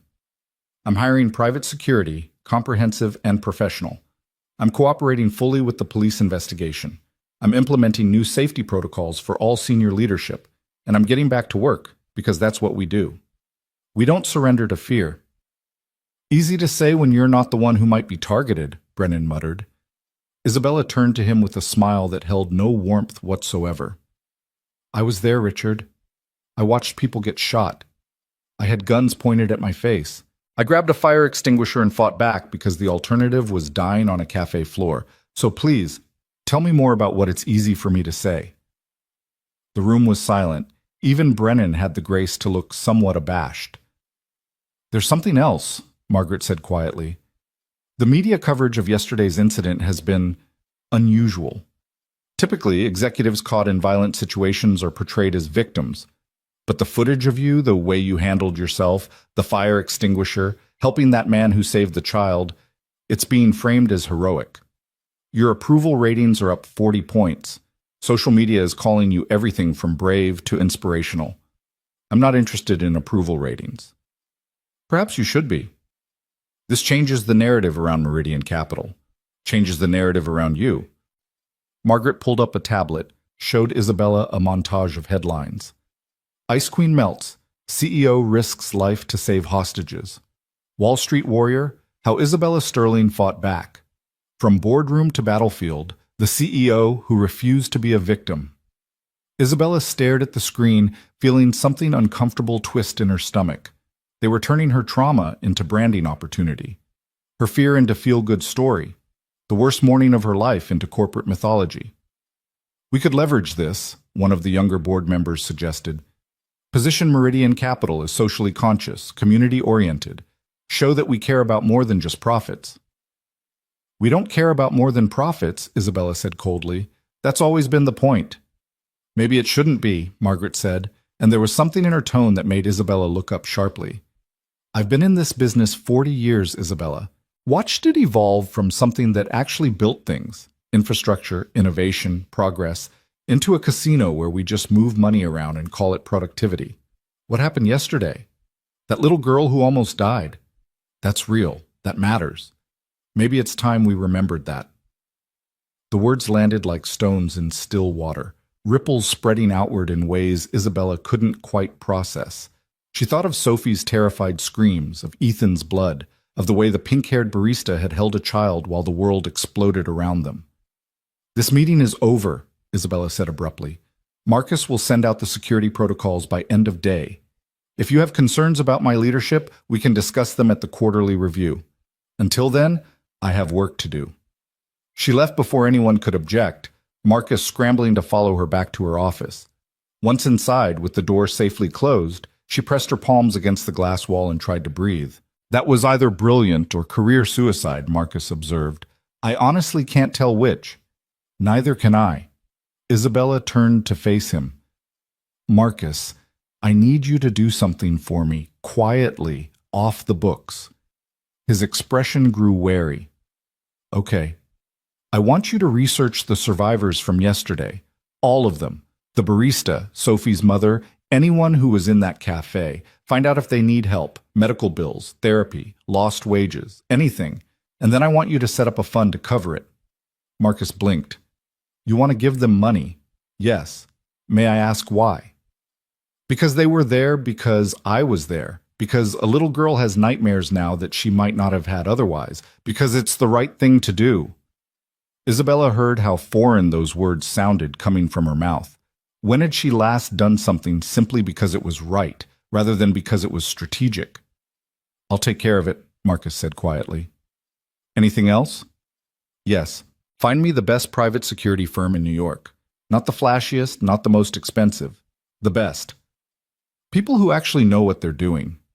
She thought of Ethan's tactical assessment, the way he'd read the situation before it even began, preferably with military backgrounds, special operations if possible. "On it." "Isabella?" Marcus hesitated at the door. "For what it's worth, I'm glad you're okay. When I saw the news yesterday, when they said there were casualties and I couldn't reach you," his voice caught. "I'm just glad you're okay." After he left, Isabella stood at her window and looked out at the city she'd conquered. 47 stories up, insulated by glass and steel and money, watching the world move below like pieces on a chessboard. This was what she'd wanted, wasn't it? To be above it all, untouchable, secure in her tower. But Ethan's words kept echoing in her mind. Walls don't just keep bad things out, they keep good things out too. Her phone buzzed with a text from Detective Morrison. "Need you to come down to the station. We have some information about yesterday's attack. Can you make it this afternoon?" Isabella confirmed and spent the next several hours forcing herself to focus on work, market analysis, investment portfolios, the 1,000 details that kept Meridian Capital running. But her concentration was fractured, her usual laser focus disrupted by intrusive thoughts of gunfire and blood and a mechanic's steady gray eyes. The police station was exactly as grim as she'd expected. Fluorescent lights that made everyone look half dead, linoleum floors that had seen too much tragedy, and the pervasive smell of bad coffee and human misery. Detective Morrison met her in the lobby, his expression serious. "Thanks for coming in, Ms. Sterling. This way." He led her to an interview room that was marginally less depressing than the hallway, gestured for her to sit, and placed a folder on the table between them. "We've identified the 3 suspects," he began without preamble. "Viktor Petrov, Dmitry Sokolov, and Alexei Volkov. All Russian nationals, all with connections to organized crime networks operating in New York." Isabella's analytical mind immediately started processing. Organized crime, so this was professional. Very professional. These weren't amateurs or opportunistic criminals. The cafe was surveilled for 3 days prior to the attack. They knew the layout, knew the security response times, had escape routes planned. Morrison opened the folder, showed her surveillance photos of the 3 men. What they didn't plan for was encountering someone with military training who'd fight back. Ethan. Mr. Carter's intervention disrupted their operation completely. According to the tactical analysis, they were planning to extract a specific target. The shooting only started when that plan fell apart. Isabella's blood turned cold. "Extract? You mean kidnap?" "That's our working theory." Morrison pulled out another photo, this time of Isabella herself, taken with a telephoto lens outside her office building. "We found this on Petrov's phone, along with your schedule, your home address, and detailed information about your security protocols. The room felt suddenly airless. Isabella stared at her own image, captured without her knowledge, studied like prey by predators who'd planned her abduction with military precision. They were there for me, she said, her voice sounding distant to her own ears. Not random, not coincidence. They came to take me. Yes, and the evidence suggests this wasn't about ransom. The Russian networks don't typically target civilians for money. They have more efficient ways to make income. This was personal. Morrison leaned forward.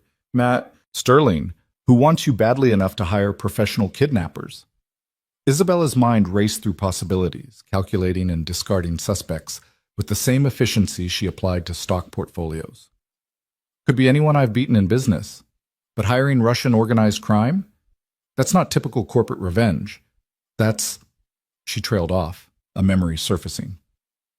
6 months ago, during the Brennan Industries takeover, we discovered they were laundering money for offshore entities. I turned that information over to the SEC rather than using it as leverage. The investigation is still ongoing. Morrison's expression sharpened. You exposed money laundering. I exposed potential money laundering. We never confirmed the source of the funds. Isabella's voice steadied as she moved back into familiar analytical territory. But if those offshore entities had connections to Russian networks, if they lost significant capital because of my disclosure, then they'd have motive for retaliation. Morrison made notes. This is good. This gives us a direction to investigate. Do you have documentation of this? Everything's in the SEC filing. Marcus, my assistant, can provide copies. Isabella stared at the photo of herself again, feeling violation mixed with anger. How did I not see this coming? I run risk assessments constantly. How did I miss that I was being targeted? Because you were analyzing business risk, not physical security risk. Different threat models entirely. Morrison closed the folder. Ms. Sterling, I'm going to be blunt. If our theory is correct, if you disrupted a significant money laundering operation, these people don't give up easily. The cafe attack failed, but that doesn't mean they won't try again. Hence the security recommendations. Hence the urgent security recommendations. You need professional protection, and you need it now. People who understand how criminal networks operate, who can anticipate and counter surveillance, who can keep me alive, Isabella finished. I'm working on it. My assistant is vetting security firms today.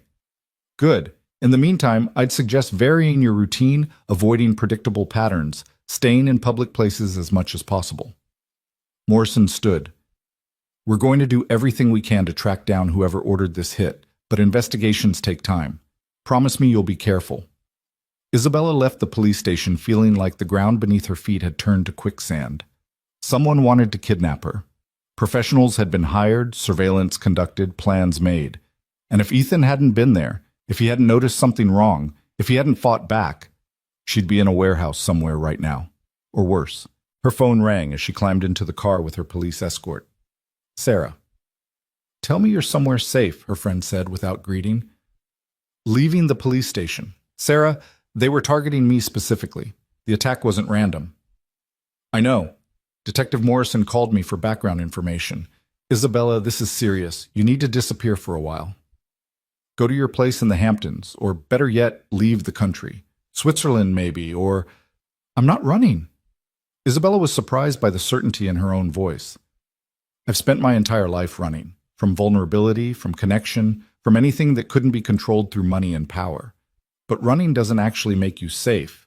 It just makes you alone. Since when do you care about being alone?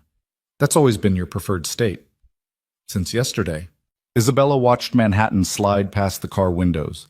Millions of people living their lives, taking risks, being vulnerable, somehow surviving despite the complete absence of 47th floor towers. Sarah, can I ask you something? When you set me up with Ethan, what were you really hoping would happen? Sarah was quiet for a moment. Honestly, I was hoping you'd remember how to be human. You've become so hard, Isabella, so isolated. I missed my friend, the one who used to laugh, who took chances, who believed in things beyond quarterly earnings reports. I thought maybe someone completely outside our world might help you find that person again. She might be dead. That version of me. Or maybe she's just been locked in a tower for 15 years, waiting for someone to remind her that the door was never actually locked. After they hung up, Isabella sat with those words. The door was never actually locked. She'd built her prison willingly, brick by brick, convinced that isolation meant safety. But yesterday had proven that safety was always an illusion. The only question was whether she'd spend her remaining time alone in comfort or risk connection and all its attendant dangers. Her phone buzzed with another text from Ethan. Just got home. Lily made a welcome back banner that's bigger than our apartment. If you're free this week, we'd really love to see you. No pressure, though. I know you're dealing with a lot. Isabella stared at the message, then made a decision that terrified her more than facing down armed gunmen. Change of plans, she told her driver. Red Hook. I need an address from my assistant. 20 minutes later, they pulled up outside a small garage with a hand-painted sign reading Carter Restorations. The building was brick, old but well-maintained, with a large roll-up door currently halfway open to reveal several motorcycles in various states of assembly. Music drifted out. Classic rock. Something with a guitar solo that Isabella didn't recognize. She climbed out of the car, suddenly aware that she was wearing a $3,000 suit to visit a garage in Red Hook. The police escort moved to follow her, but she held up a hand. I'll be fine. This is a friend. Ma'am, with respect, our orders are to keep me safe, I know. You can see me from here. I promise I won't go anywhere without telling you. When the officer still looked uncertain, Isabella softened slightly. Please, I need a few minutes of normal. He nodded reluctantly, and Isabella walked toward the garage. She could see someone working on a motorcycle near the back, tall, dark-haired, moving with careful precision despite the bandages visible under his worn t-shirt. You're supposed to be resting, she called out. Ethan looked up, and his face split into a genuine smile that made something warm unfold in Isabella's chest. I am resting. I'm just doing it while adjusting a carburetor. Very relaxing. That's not what rest means. It is in mechanic.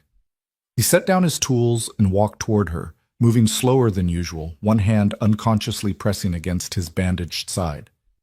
You came. I wasn't sure if you would. I wasn't sure either, Isabella admitted.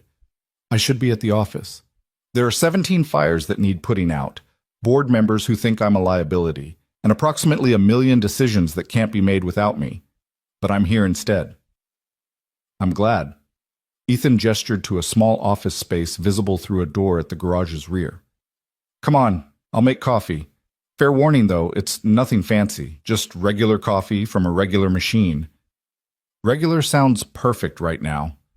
The office was small but organized, desk covered in papers and parts catalogs, walls decorated with photos of restored vehicles, and what looked like military unit patches under glass. One corner held a child-sized desk with crayons and coloring books, evidence of Lily's presence in her father's workspace. Ethan poured coffee into mismatched mugs and handed her one. You look exhausted. Didn't sleep, kept seeing... Isabella stopped, unsure how to finish that sentence. Kept seeing you get shot? Kept reliving the worst moments of my life? Kept wondering who I'd be if I actually let myself care about people? Yeah, Ethan said softly. That's normal after something like yesterday. Took me months after my first serious firefight to sleep through the night. Eventually it gets better. I'm not sure I want it to get better. The words surprised Isabella as much as they apparently surprised Ethan, based on his expression. If I get used to this, if I let it become normal, doesn't that mean I've accepted that violence and trauma are just part of life? I've spent years building walls to prevent exactly that acceptance. But the walls didn't protect you, Ethan pointed out gently. They just made you alone when bad things happened anyway. Before Isabella could respond, the office door burst open and a small whirlwind exploded into the room. Lily Carter was 8 years old going on 80, with her father's dark hair pulled into a messy ponytail, bright green eyes that missed nothing, and a smile that could probably power a small city. She wore jeans, a t-shirt covered in dinosaurs, and the kind of fearless confidence that suggested no one had ever told her the world was anything but wonderful. Daddy, is this her? Is this the fire extinguisher lady? Lily's eyes were huge as she stared at Isabella. You're even prettier than in the news. Are you really a queen? The lady on TV called you the Ice Queen, but you don't look icy. You look warm. Well, maybe a little icy, but pretty icy, like Snow Princess icy, not mean icy. Am I talking too much? Daddy says I talk too much sometimes, but I can't help it because there's so much to say. And Lily, Ethan's voice carried gentle amusement. Breathe. Sorry. Lily took a dramatic breath, then extended her hand to Isabella with surprising formality. Hi, I'm Lily Carter. Thank you for saving my dad. He's pretty much my favorite person in the whole world, so I'm really glad you helped him not die. Isabella found herself shaking hands with an 8-year-old, completely at a loss for how to respond to this hurricane of enthusiasm wrapped in dinosaur clothing. I'm Isabella, and you're welcome, though your dad did most of the saving. That's what he said too, but I watched the video. Don't tell Daddy, he doesn't know I saw it, and you were really brave. The fire extinguisher thing was so cool, like a superhero, but with office equipment instead of superpowers. Can you teach me how to do that? Not in a real emergency, obviously, but like, just in case? Because Daddy says it's important to know how to protect yourself. And so, Lily Carter. Ethan's tone was firmer now. What did we talk about regarding boundaries and giving people space to talk? Lily's face fell slightly. That I should ask questions one at a time and wait for answers instead of talking like a machine gun. Exactly. Ethan ruffled her hair affectionately. Why don't you go finish your homework? I'll call you when it's time for dinner. But I want to talk to Isabella. She's interesting. More interesting than math homework, which is basically torture designed to make children suffer. Lily turned pleading eyes on Isabella. You don't want me to suffer, do you? Despite everything, the trauma, the exhaustion, the complete upheaval of her life, Isabella laughed, actually laughed, the sound surprising her with its genuineness. I survived math homework too. I promise you won't die. Fine, Lily sighed dramatically, but I have like 17 questions for you later, actually probably more like 47. Do you like dinosaurs? I really like dinosaurs, especially velociraptors because they're smart and work in packs. Daddy says I'm like a velociraptor sometimes, which I think is a compliment, even though he says it when I'm being stubborn. Are you stubborn? You seem like you might be stubborn. That's okay, though. Stubborn people get stuff done. Lily, homework, now. But Ethan was smiling, clearly accustomed to his daughter's verbal Olympics.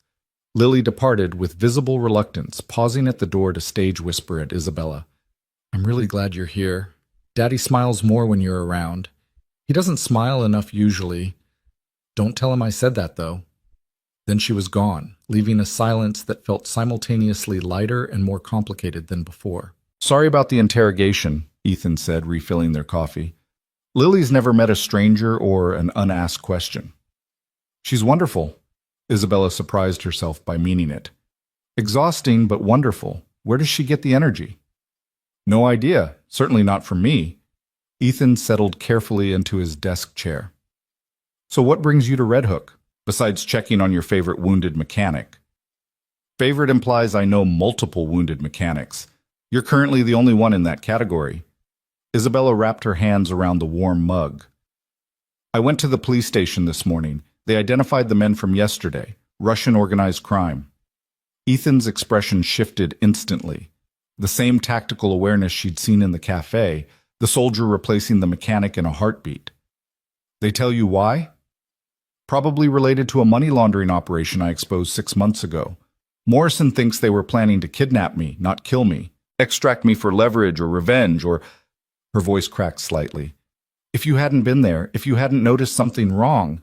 But I was there, and you're safe. Ethan reached across the desk, his hand covering hers. Isabella, you can't torture yourself with what-ifs. That way lies madness. The detective said they had surveillance photos of me. My schedule, my home address, detailed security information. They'd been watching me for days, planning this, and I had no idea. Isabella looked up at him. How did you know? In the cafe, how did you see it when I didn't? Training. Experience? A decade of learning to read threats before they materialize. Ethan's thumb traced gentle circles on the back of her hand. It's not a skill most people need, Isabella. Your brain is trained to spot financial threats, market manipulations, corporate backstabbing.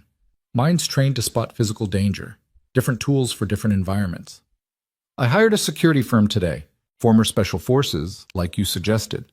They're doing a full threat assessment, implementing new protocols, basically turning my life into a protected zone. She laughed without humor. Turns out my tower wasn't secure at all, just expensive. Security isn't about walls, Ethan said quietly. It's about awareness, about having people who watch your back, about building a life where people care if something happens to you. I have employees who'd care. The board would definitely care. Can't have the CEO getting kidnapped, bad for stock prices. That's not what I mean, and you know it. Isabella did know it. She sat in this small, cluttered office in a garage in Red Hook, drinking mediocre coffee with a mechanic who'd taken a bullet for her and felt more secure than she'd ever felt in her 47th floor penthouse. Lily said you smile more when I'm around, she said, changing the subject because the weight of Ethan's perception was too much. Is that true? Ethan's smile confirmed it before his words did. Yeah, you're interesting, Isabella Sterling. You confuse me and challenge me and make me think about things I haven't thought about in years. That's worth smiling about. I confuse you? Constantly. You're brilliant and cold and incredibly competent, but underneath that there's someone who grabbed a fire extinguisher despite being terrified, someone who stayed at a hospital for 5 hours to check on a mechanic she barely knew, someone who drove to Red Hook in the middle of a workday instead of staying in her tower. He squeezed her hand gently. I can't figure out which one is the real you, or if maybe they both are. I don't know either, Isabella admitted. I thought I knew exactly who I was, what I wanted, what mattered, how the world worked. But yesterday broke all of that, and now I'm sitting here and I don't recognize my own life anymore. Maybe that's not a bad thing. Maybe the life you had wasn't really living. Before Isabella could respond, raised voices erupted from the garage. Both she and Ethan stood, him wincing at the sharp movement, her instinctively moving toward the door. Ethan Carter? A woman's voice, sharp with distress. Please, someone said you were here. I need help. My daughter. They took my daughter. Isabella and Ethan emerged from the office to find a woman in her mid-40s standing in the garage entrance, disheveled and clearly distraught. She held a piece of paper in shaking hands, her eyes red from crying. Ma'am, I'm Ethan Carter. What's happened? Ethan's voice had shifted into that same calm command he'd used during the cafe shooting, instantly projecting authority and competence. My name is Natasha Volkov. The woman's accent was thick, Eastern European. My daughter Anya is missing, taken. The men who took her, one of them was my husband, ex-husband, Alexei Volkov. Isabella's blood turned to ice. Alexei Volkov, one of the men from yesterday's cafe shooting? Natasha's eyes widened as she registered Isabella's presence. You're the woman from the news, the CEO they were trying to take. Please, you must understand, my husband is a bad man, very bad. He works for terrible people, does terrible things. I left him 2 years ago, took Anya, tried to protect her, but now... Her voice broke. Now they have her. They say they will hurt her if I talk to police, if I tell anyone. But I heard about you, Mr. Carter, heard what you did yesterday, how you saved that little girl. Please, you have to help me save mine.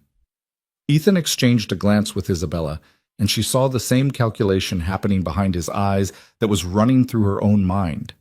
This was dangerous. This was way beyond anything they should be involved in. This was organized crime and kidnapping and exactly the kind of situation that got people killed.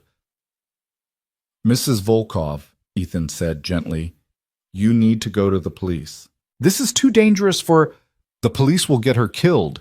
These men, they have people everywhere. They know things before they happen. The only reason I came to you is because you're not police. Because you're just a mechanic who happened to be brave. Natasha thrust the paper at him. They sent this, instructions. They want money for her return, but I don't have that kind of money. Nobody I know has that kind of money, except... She turned to Isabella. No, Isabella said immediately. I'm not getting involved in a criminal ransom situation. That's insane. They have my little girl. Natasha's eyes filled with tears. She is 8 years old, same age as your daughter, Mr. Carter. She likes butterflies and drawing pictures and singing songs. And they have her because her father is a monster, and I was not strong enough to keep her safe. Please, I am begging you, both of you." Isabella looked at Ethan and saw in his expression the same conflict she felt. Every logical instinct screamed to walk away. Call the police. Let professionals handle this. But logic had never accounted for the image of an 8-year-old girl, same age as Lily, same age as Sophie, in the hands of the men who'd orchestrated yesterday's attack. "How much are they asking for?" Isabella heard herself say. Natasha named a figure that was substantial but not impossible, clearly calculated to be just within reach of desperate relatives liquidating assets. "And if the money is paid, they'll return Anya safely?" "They say yes, but I don't trust them. These men, they don't keep promises. I think they take the money and hurt her anyway, to punish me for leaving Alexei." Natasha's hands trembled. "I don't know what to do. I don't know where to turn. You're my only hope." Isabella's mind was already running calculations. The ransom amount was manageable. But Natasha was right. Criminal organizations didn't typically honor bargains with civilians. They'd take the money and eliminate witnesses, which meant any exchange would need tactical planning, backup, extraction protocols, which meant, "Ethan," she said quietly, "can I talk to you privately?" They stepped back into the office, closing the door on Natasha's desperate vigil. "You're thinking about doing this," Ethan said. Not a question. "I'm thinking that we have resources she doesn't. Money, connections, skills. I'm thinking that if we walk away, that little girl probably dies." Isabella met his eyes. "I'm also thinking that this is insane and dangerous and could get us all killed. So talk me out of it, please." "I can't." "Why not?" Ethan was quiet for a moment. "Because I'm thinking the same thing. Because yesterday, when Sophie was in danger, I didn't hesitate. Because I have a daughter Anya's age, and I can't imagine what Natasha's going through. Because sometimes doing the right thing means doing the dangerous thing." He paused. "But Isabella, this isn't just grabbing a fire extinguisher. This is taking on an organized crime network. If we do this, we need to do it smart. We need help." "What kind of help?" "The kind that understands tactical operations, hostage rescue, how criminal organizations think and operate." Ethan pulled out his phone. "I know some people. Guys I served with. They're not military anymore, but they've got the skills. And they owe me favors." "How many favors?" "Enough." His expression grew serious. "But we need more than muscle. We need intelligence, where they're holding her, how many hostels, exit routes. We need financial forensics to trace the organization's structure. We need exactly what I built Meridian Capital to provide," Isabella finished. "Analysis, strategy, resource allocation. I can trace their money, map their operations, identify vulnerabilities. But Ethan, if we do this, if we really commit to this, there's no going back. We'll have made ourselves targets. My board will lose their minds. Your life, Lily's life, will be at risk.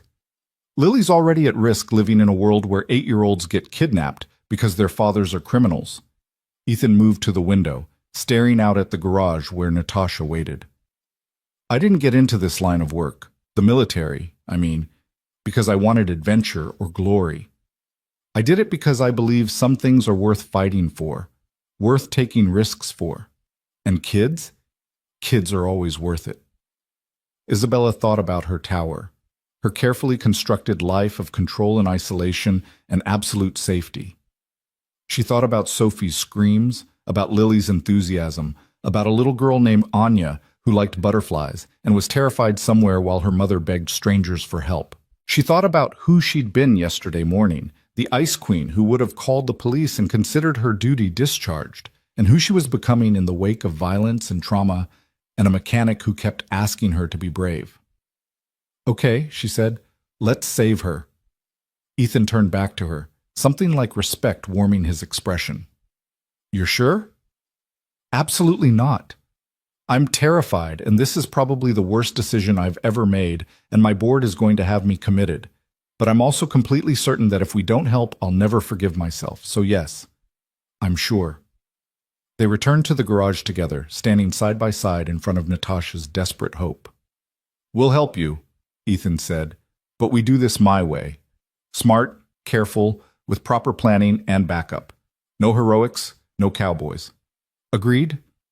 Natasha nodded frantically. Yes, yes, anything. Thank you. Thank you so much. Don't thank us yet, Isabella said quietly. We haven't saved her.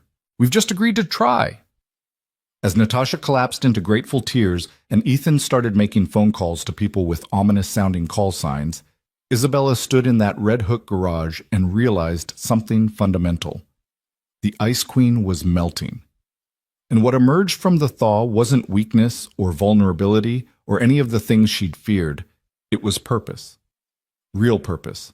The kind that came from helping people rather than dominating them. The kind that made you feel alive instead of just successful. Her phone buzzed with increasingly frantic messages from Marcus about board meetings and investor calls and the 100 fires burning in her absence. Isabella silenced it and turned her full attention to the tactical planning session Ethan was orchestrating with military precision. For the first time in 15 years, Meridian Capital and its empire of money and power could wait. There was a little girl who needed saving, and Isabella Sterling had just discovered she was willing to risk everything to make that happen. The transformation of Carter Restorations from a quiet garage into a tactical operations center happened with startling speed. Within 2 hours, 3 men who looked like they'd been carved from granite in military discipline arrived in nondescript vehicles. Ethan introduced them with call signs rather than names. Bear, a massive man with gentle eyes who specialized in hostage extraction. Hawk, lean and watchful, whose expertise was surveillance and intelligence gathering. And Doc, who despite his medical nickname, carried himself like someone equally comfortable saving lives or ending them. They didn't question why a mechanic and a CEO were planning a rescue operation against Russian organized crime. Apparently when Ethan Carter called, you showed up and got to work. Tell me everything, Bear said to Natasha, his voice surprisingly soft for someone his size. When did they take her? What exactly did the ransom note say? Did you see who delivered it? Natasha recounted the story in fragments. Anya had been walking home from school, same route she took every day. 2 men in a black SUV. She'd screamed, tried to run, but they'd grabbed her. A neighbor witnessed it, but was too afraid to intervene. The ransom note appeared in Natasha's apartment that evening, slipped under her door while she was filing a missing person report she knew would go nowhere. They want the money delivered tomorrow night, Natasha said, her voice breaking. Pier 73, midnight. They say to come alone, no police or Anya dies. Classic setup for an ambush, Hawk observed, studying the note with professional detachment. Isolated location, limited visibility, multiple escape routes via water. They're planning to take the money and eliminate the witness. And Anya? Isabella asked, though she dreaded the answer. Depends on whether she's more valuable alive or dead. If they think they can leverage her further, against her mother's testimony, against cooperating witnesses, they might keep her. If she's just a loose end... Hawk trailed off, but the implication hung heavy in the garage. Isabella felt sick. This was so far beyond anything she understood. Corporate warfare had rules, boundaries, legal frameworks. This was a world where 8-year-olds were commodities and human life was measured in tactical advantages. So we don't play their game, Ethan said firmly. We don't show up at their ambush site with money and hope. We find where they're holding her, we extract her, and we disappear before they know what happened. Easy to say, Doc commented dryly. Significantly harder to execute. We need intelligence. Where she is, how many hostiles, security measures. That takes time we don't have. Then we create the intelligence, Isabella heard herself say. All eyes turned to her. I can trace their money. Criminal organizations move cash constantly. Payoffs, bribes, operational expenses. They need infrastructure for that, and infrastructure leaves digital footprints. Bear raised an eyebrow. You're talking about hacking into criminal financial networks? I'm talking about using legitimate financial forensics tools to follow money trails. Meridian Capital has contracts with every major bank in New York. We monitor transactions for fraud detection and money laundering red flags. If this organization is operating in the city, they're using accounts I can access. Isabella pulled out her phone, already mentally cataloging resources. Give me their names. Any known associates, shell companies, properties. I'll find the money, and money always leads somewhere. That's illegal, Hawk pointed out. Multiple felonies, actually. Bank fraud, unauthorized access, violation of privacy laws. Only if we get caught. Isabella's smile was cold. And I didn't build a $7 billion empire by getting caught. Ethan studied her with an expression that mixed concern and something that might have been pride. Isabella, if you do this, you're crossing a line. There's no going back. I crossed that line when I grabbed a fire extinguisher and charged armed men. This is just a different kind of weapon. She met his eyes. I'm tired of building walls and counting money while the world burns. For once in my life, I want to use what I've built for something that actually matters. So either help me or get out of my way. The garage fell silent. Then Bear started laughing, a deep rumbling sound that shook his massive frame. I like her. She's got steel. More like ice, Hawk murmured, but he was smiling too. All right, Ethan said. We do this together. Isabella handles the financial intelligence. Hawk sets up surveillance on known locations once we have targets. Bear and Doc start preparing extraction protocols. I'll coordinate and liaison with Natasha. He turned to the terrified mother. Mrs. Volkov, I need you to write down everything you know about your ex-husband, where he liked to operate, who his associates were, any properties or businesses he mentioned. Can you do that? Natasha nodded, relief and terror warring in her expression. Yes, anything. I will tell you everything. Good. We're going to need a base of operations, somewhere secure, off the grid. Ethan looked around his garage with regret. This won't work. Too exposed, too many civilians nearby. I have a place, Isabella said. My penthouse has a home office with secure communication lines and enough privacy that we won't be interrupted. It's also got security that makes Fort Knox look accessible. Your board-approved, corporate-monitored glass tower penthouse? Ethan's skepticism was evident. My privately owned, independently secured, nobody's business but mine penthouse. The office building is Meridian property. My apartment is mine alone. Isabella was already texting Marcus with instructions to clear her evening schedule. Meet me there in 2 hours. I'll send the address. She left them planning logistics and drove back to Manhattan with her police escort trailing behind, blissfully unaware that their protection detail was escorting someone actively planning to commit multiple federal crimes. The irony wasn't lost on Isabella. Her penthouse apartment occupied the entire top floor of a building in Tribeca, not her office tower, but a converted industrial space she'd purchased 7 years ago and renovated into cold, modern perfection. All white furniture and chrome accents and windows that showcased Manhattan like a museum exhibit. She'd designed it to be impressive and impersonal, a space where she could exist without the messiness of actual living. Looking at it now, Isabella saw it for what it was. Another tower, another wall, another way of keeping the world at a safe, sterilized distance. Well, that was about to change. She spent the next hour transforming her pristine dining room into a command center. The 12-foot table she'd never used for actual dining became a workspace. She set up her laptop, her tablet, and pulled files from her office server that technically required 14 levels of authorization to access. Then she started following the money.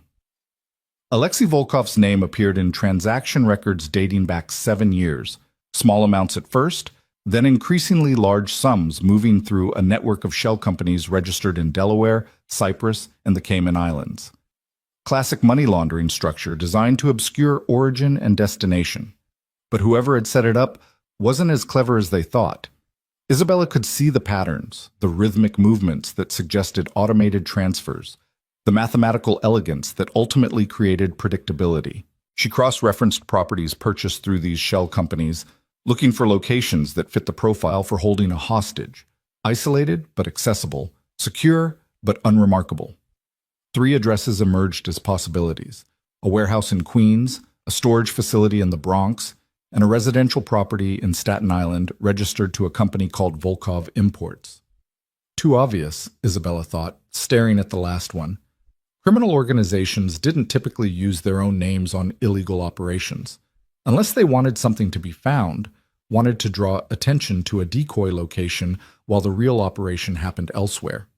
She dug deeper, following secondary connections, analyzing transaction timing, looking for anomalies. And there, a monthly payment to something called Riverside Storage Solutions that was always exactly $3,847. Not a round number, which meant it was probably real rent rather than a money laundering transfer. She pulled property records and found a small warehouse complex near the Brooklyn waterfront, registered to an LLC that, 17 layers deep, connected back to Volkov's network. That felt right. Waterfront access for fast escape, industrial area with low foot traffic, close enough to organize quickly, but far enough from typical criminal hotspots to avoid police attention. Isabella was still analyzing the location when her doorbell rang. She checked the security camera and saw Ethan, accompanied by his 3 military friends, waiting in her building's lobby. She buzzed them up, then stood in her pristine living room and tried to see it through their eyes. "Holy hell," Bear said when she opened the door. "This is an apartment?"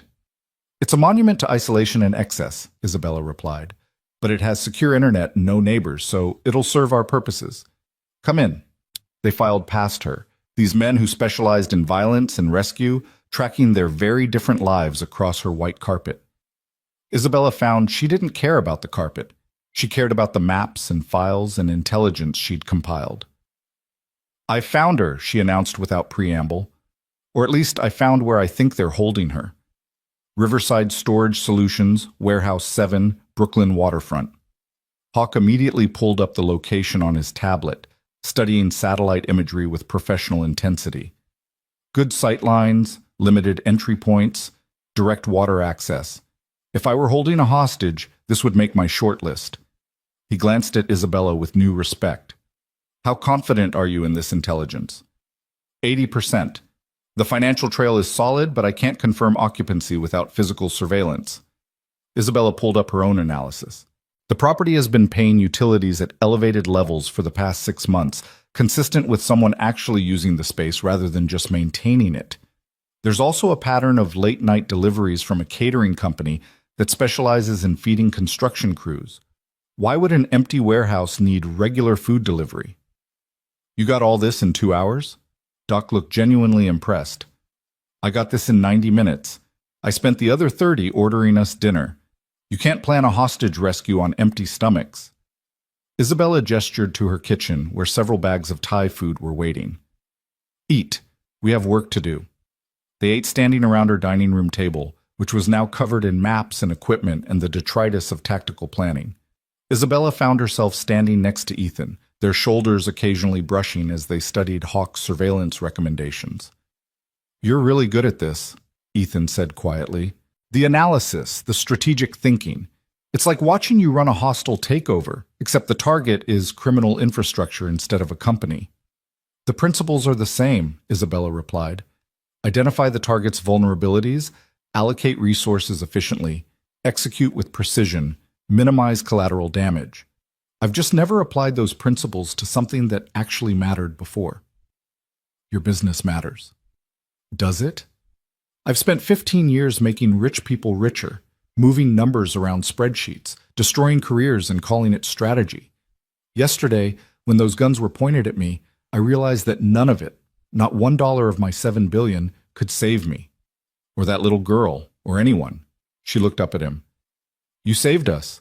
With nothing but training and courage and the willingness to risk yourself for strangers. What have I ever built that's worth that?" "You're building it now," Ethan said. "Every choice you've made since yesterday, staying at the hospital, coming to my shop, helping Natasha, using your skills to find Anya, that's building something that matters. You're building a life instead of just an empire." Before Isabella could respond, Hawk called them over to review the surveillance plan. He'd be doing a reconnaissance run that night, using night vision and thermal imaging to confirm occupancy and count hostiles. Bear and Doc would stage extraction equipment at a secondary location. Ethan would coordinate timing and communication, and Isabella would continue tracking the organization's financial movements, looking for any changes that might indicate they'd discovered the rescue attempt. "One more thing," Hawk said, his expression grave. "We need to discuss what happens if this goes wrong. If we walk into that warehouse and it's a trap, or if they've moved her, or if they've already—" He stopped, unwilling to finish that sentence in front of Natasha, who'd been sitting quietly in the corner, watching everything with desperate hope. "We need a contingency," Ethan agreed. "If the extraction fails, we disappear. No heroics, no last stands. We scatter and regroup." "What about Anya?" Natasha's voice was barely audible. If you cannot save her, what happens to my daughter? The question hung in the air, terrible and unanswerable. Isabella looked around at these men who'd seen combat, who'd faced impossible situations, and saw the same calculation in their eyes that she felt in her own heart. The odds weren't great. The intelligence wasn't certain. The risk of failure and the consequences of that failure were enormous. "We're not going to fail," Isabella said, with more confidence than she felt. "We're going to find your daughter, extract her safely, and make sure the people who took her face justice. That's not optimism. That's a commitment." Bear smiled slightly. Now she sounds like a commanding officer, all certainty and no room for doubt. "Fake it till you make it," Isabella replied. "Isn't that the secret to everything?" They worked through the night, refining plans and contingencies and backup contingencies. Lily appeared at one point, delivered by a neighbor who had no idea what was actually happening, and immediately attached herself to Isabella with the determined focus of an 8-year-old who'd decided someone was interesting. "Are you planning something secret?" Lily whispered, eyeing the maps and equipment with barely contained excitement. "Because this looks like movie stuff, like spy stuff. Are you guys spies? Is my dad a spy?" That would explain so much about why he's so weird about locks and always sits facing the door and— "Lily," Ethan interrupted gently, "how about you go watch a movie in the guest room? The adults need to finish some boring work stuff." Boring work stuff doesn't involve maps and people called Hawk and Bear. But Lily allowed herself to be redirected, not before stage whispering to Isabella. "Whatever you're doing, be careful. My dad's really important to me, and you seem important to him, so you're both important to me by default. That's transitive property. We learned about it in math." After Lily was safely ensconced in the guest room with a tablet and headphones, the planning continued.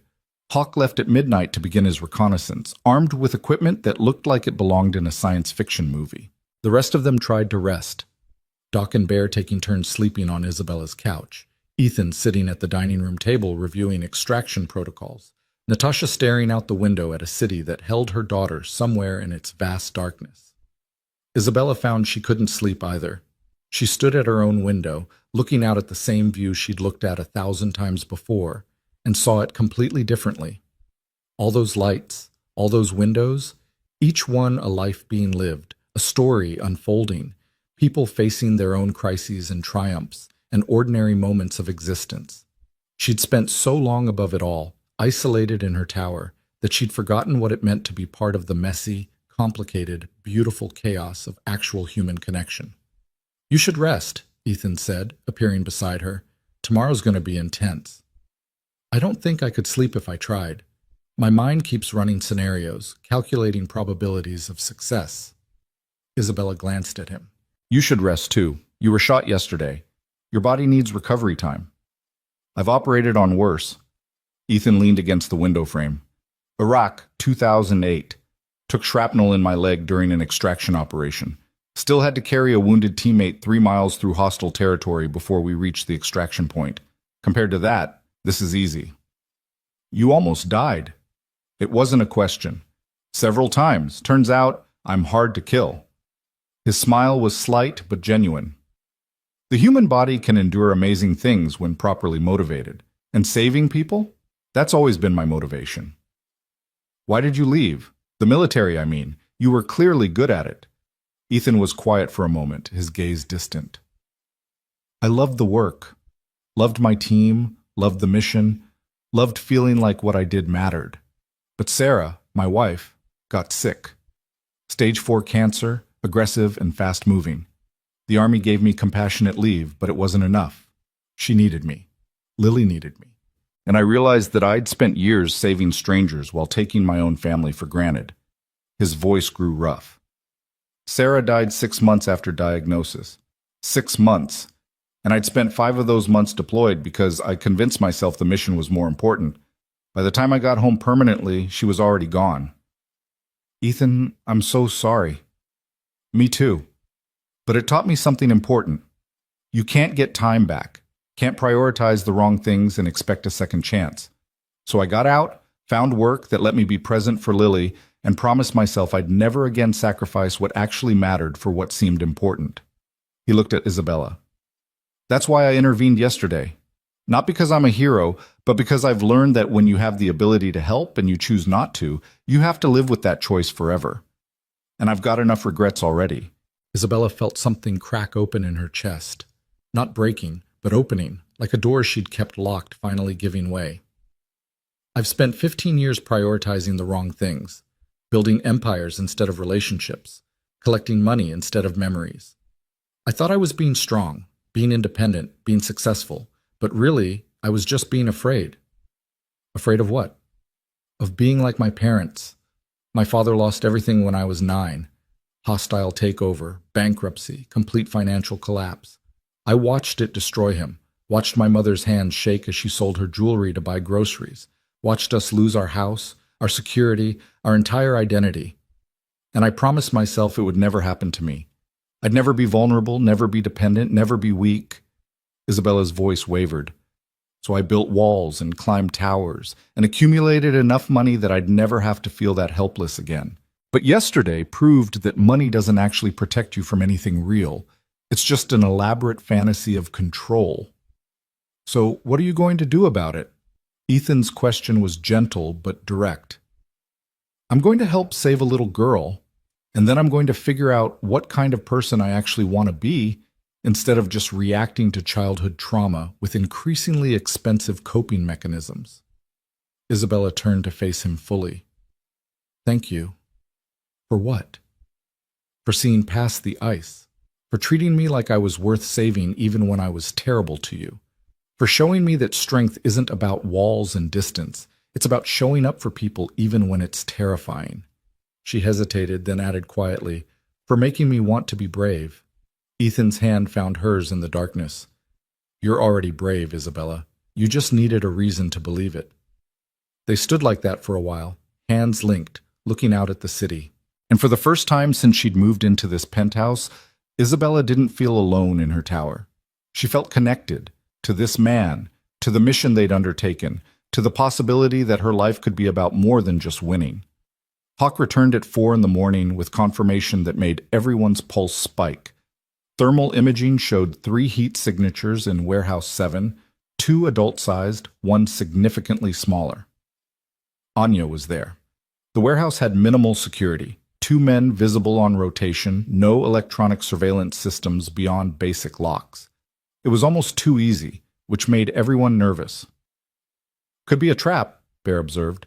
Minimal security on a hostage site? Either they're incompetent or they want someone to try a rescue. Or they're arrogant, Isabella countered.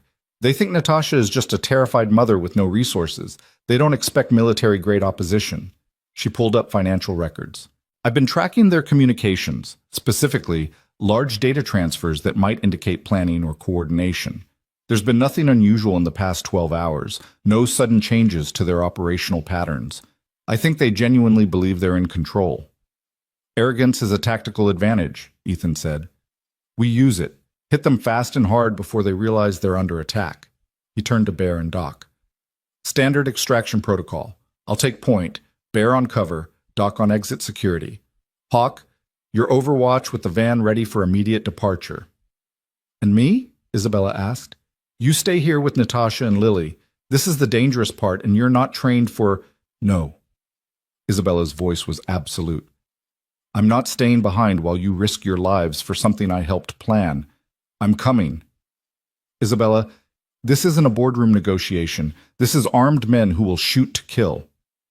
I know. I was there yesterday, remember? I know exactly what armed men willing to kill look like, and I'm still coming. She met his eyes with the same steel she'd used to dominate Wall Street. You can spend time arguing with me, or you can spend time teaching me what to do. Your choice. Ethan looked like he wanted to argue further, but Bear laughed and clapped him on the shoulder. You're not going to win this, brother. I recognize that expression. That's the face of someone who's made up their mind. Fine, Ethan said, though he didn't look happy about it. But you follow orders exactly. No improvisation, no heroics. If I say run, you run. If I say hide, you hide. If I say jump off a bridge, you ask how high on the way down. Clear? Crystal. Isabella felt adrenaline and terror mixing in her bloodstream. When do we move? Tomorrow night. They're expecting a midnight ransom exchange. We'll hit them at 11 while they're still preparing before they're fully alert. Ethan's expression was grim. Get some rest. All of you. We're going to need it. Rest proved impossible, but Isabella tried. She lay in her bed, staring at the ceiling, listening to the sounds of hardened warriors preparing for combat in her dining room. Somewhere in this city, an 8-year-old girl was terrified and alone. Somewhere, her mother was counting the hours until she might lose everything. Somewhere, armed men were planning violence. And Isabella Sterling, who'd spent 15 years insulated from all of it, was about to walk directly into danger by choice. The next day passed in a blur of preparation.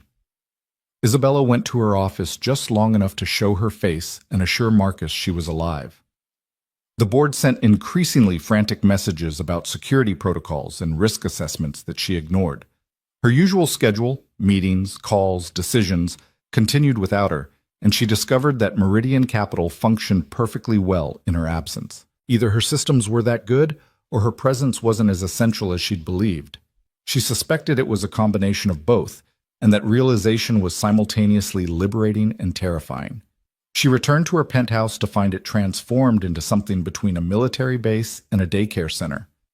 Lily had apparently decided that everyone needed artwork to inspire them, so there were crayon drawings taped to the walls, warriors fighting dragons, princesses being rescued, and one particularly ambitious piece labeled Isabella the Brave that showed a stick figure with very tall hair wielding what appeared to be a fire extinguisher against bad guys. "She's very taken with you," Natasha said, appearing beside Isabella as she studied the artwork. "Lily, she talks about you constantly. Says you're like a superhero but in a suit." "I'm not a superhero. I'm just someone who's finally trying to do the right thing." "That is what superheroes are," Natasha said simply. "Regular people who choose to help when they could choose safety instead." She touched Isabella's arm. "Thank you. For everything. For believing me. For risking yourself. For giving me hope." "Thank me when we have Anya back safely," Isabella replied. But she squeezed Natasha's hand, acknowledging the gratitude even as she feared she couldn't live up to it. The hours crawled toward 11. Ethan provided Isabella with a bulletproof vest that was simultaneously heavier and less protective feeling than she'd expected. He showed her how to move quietly, how to breathe to control fear, how to follow hand signals.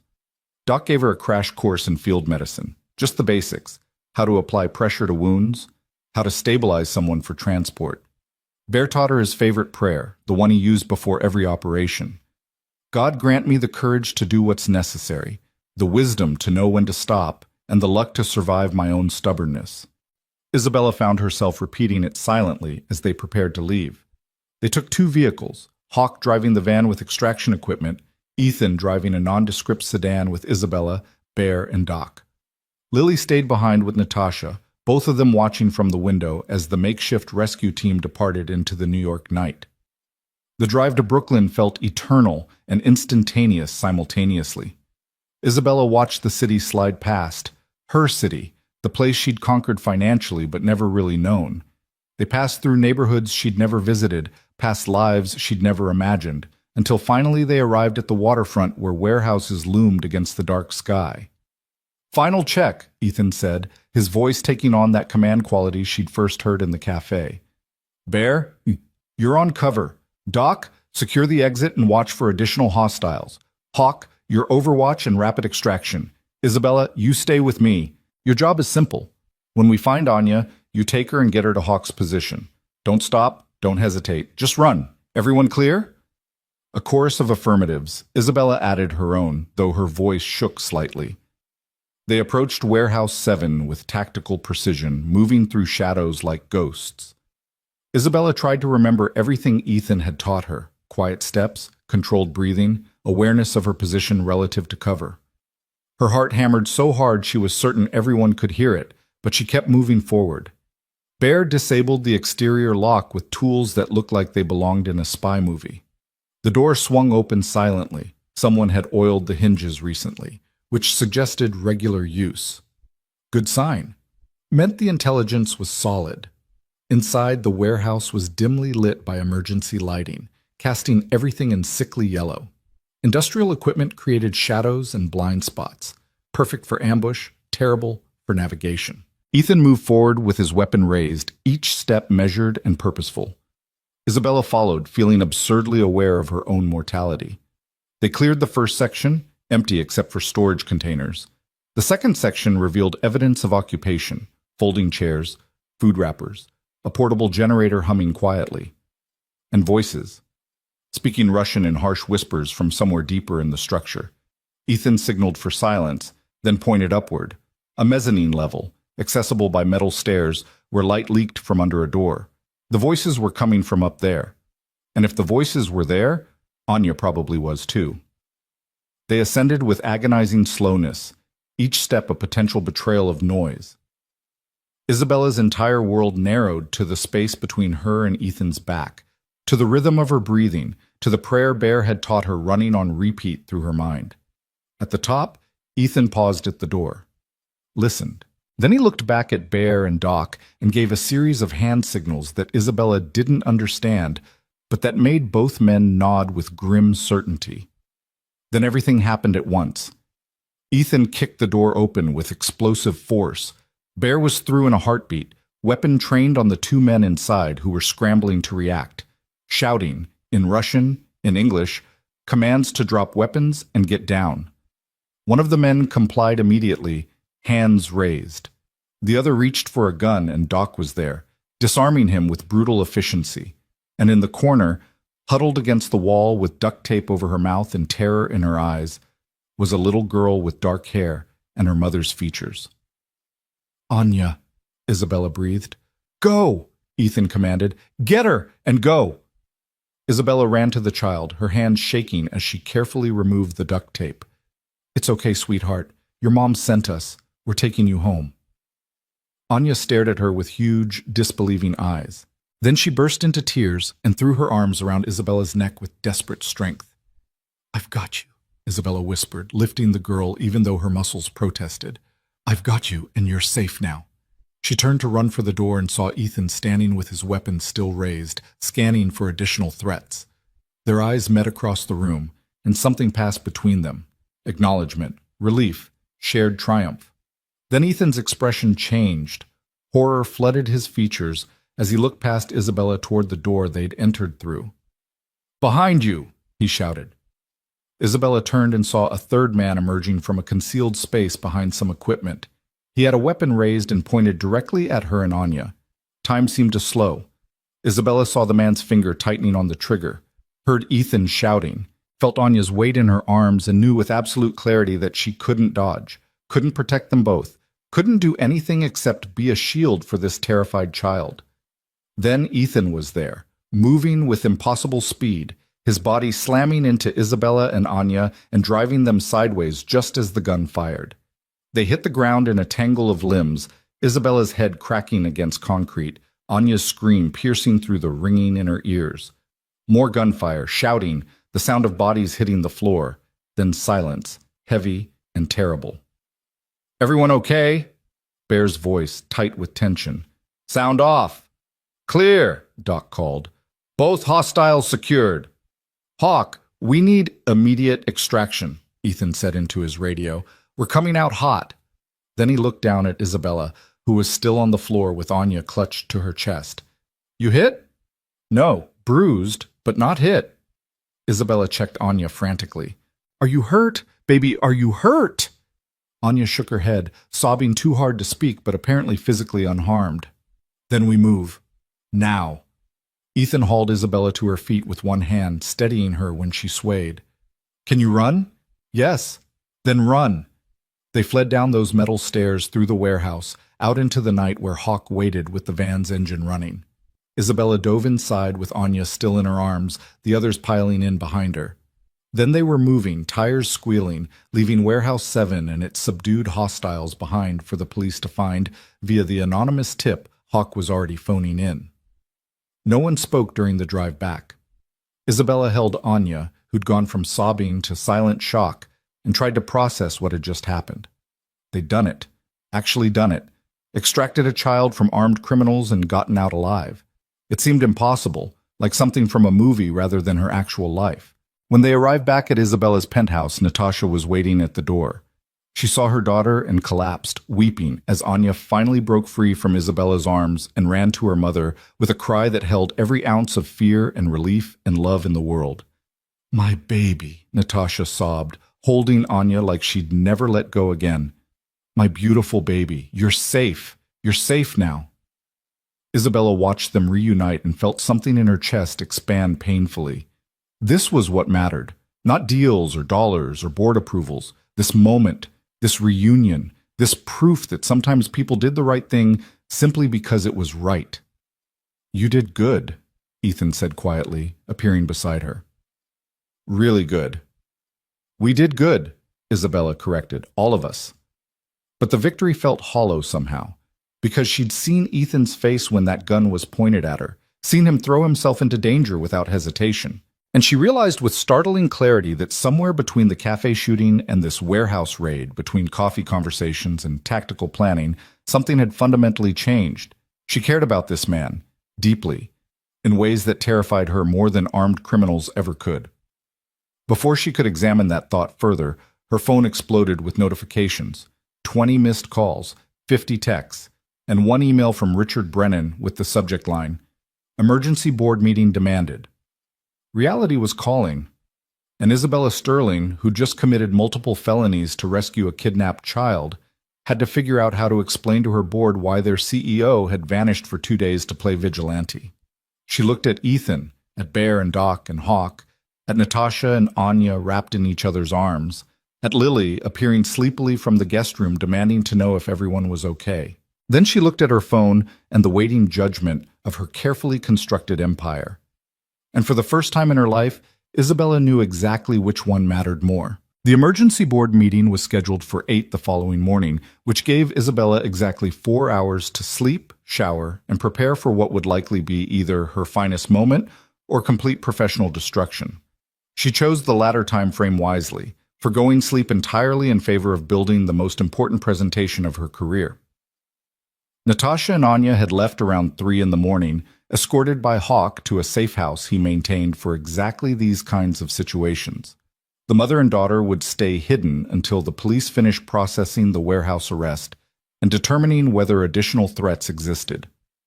Bear and Doc had departed shortly after, melting back into whatever lives they lived when not rescuing kidnapped children. That left Ethan, who'd refused to leave despite Isabella's insistence that he needed rest. He sat at her dining room table, still covered in tactical maps and equipment, drinking coffee and watching her work with that steady, assessing gaze that had become familiar over the past 3 days. "You're going to tell them the truth," he said. Not a question. All of it. Isabella didn't look up from her laptop, where she was compiling evidence with the same meticulous precision she'd once used to destroy competitors. The cafe shooting, the kidnapping, our investigation and rescue operation, every single detail, including the multiple felonies I committed accessing financial records without authorization. "They'll crucify you." "Probably." Isabella's smile was sharp. "But they'll have to do it publicly, which means the story gets out. And the story is that their CEO used her resources to save a kidnapped child. That's going to be very hard to spin as villainous, regardless of the legal technicalities." Ethan was quiet for a moment. "You're weaponizing public opinion against your own board." "I'm ensuring they understand the cost of removing me exceeds the cost of supporting me. It's basic risk assessment." She finally looked up at him. "You think I'm being calculating. I think you're being brilliant, also terrifying, possibly both simultaneously." He stood and walked to where she sat, placing his hands on her shoulders with gentle pressure. "But I also think you're exhausted and running on adrenaline and need to sleep before you face 12 people who want your head on a pike." "I can't sleep. Every time I close my eyes, I see that gun pointed at Anya. See your face when you realized we were in danger. See," Isabella's voice caught, "see you throwing yourself between us and that bullet, again. Why do you keep doing that?" "Doing what?" "Risking yourself for me, for strangers, for people who don't deserve that kind of sacrifice." She turned in her chair to face him. "You could have been killed yesterday. That man had a clear shot and you didn't even hesitate." "No," Ethan agreed quietly. "I didn't." "Why?" He crouched down so they were eye level, his hands moving from her shoulders to frame her face with surprising gentleness. Because in the 3 days I've known you, Isabella Sterling, you've become someone I can't imagine the world without. Because you're brilliant and brave and fighting so hard to become someone you're proud of. Because when I look at you, I see someone worth protecting, worth believing in, worth... He stopped, seeming to reconsider his words. Worth everything. Isabella felt her carefully constructed composure crack completely. That's insane. You barely know me. 3 days ago I was terrible to you, called you just a mechanic, like that was something shameful. Dismissed everything you said because you didn't fit into my narrow definition of valuable. People change. You're changing. I'm watching it happen in real time, and it's extraordinary. Ethan's thumb traced her cheekbone gently. Besides, I'm kind of an expert in becoming someone new.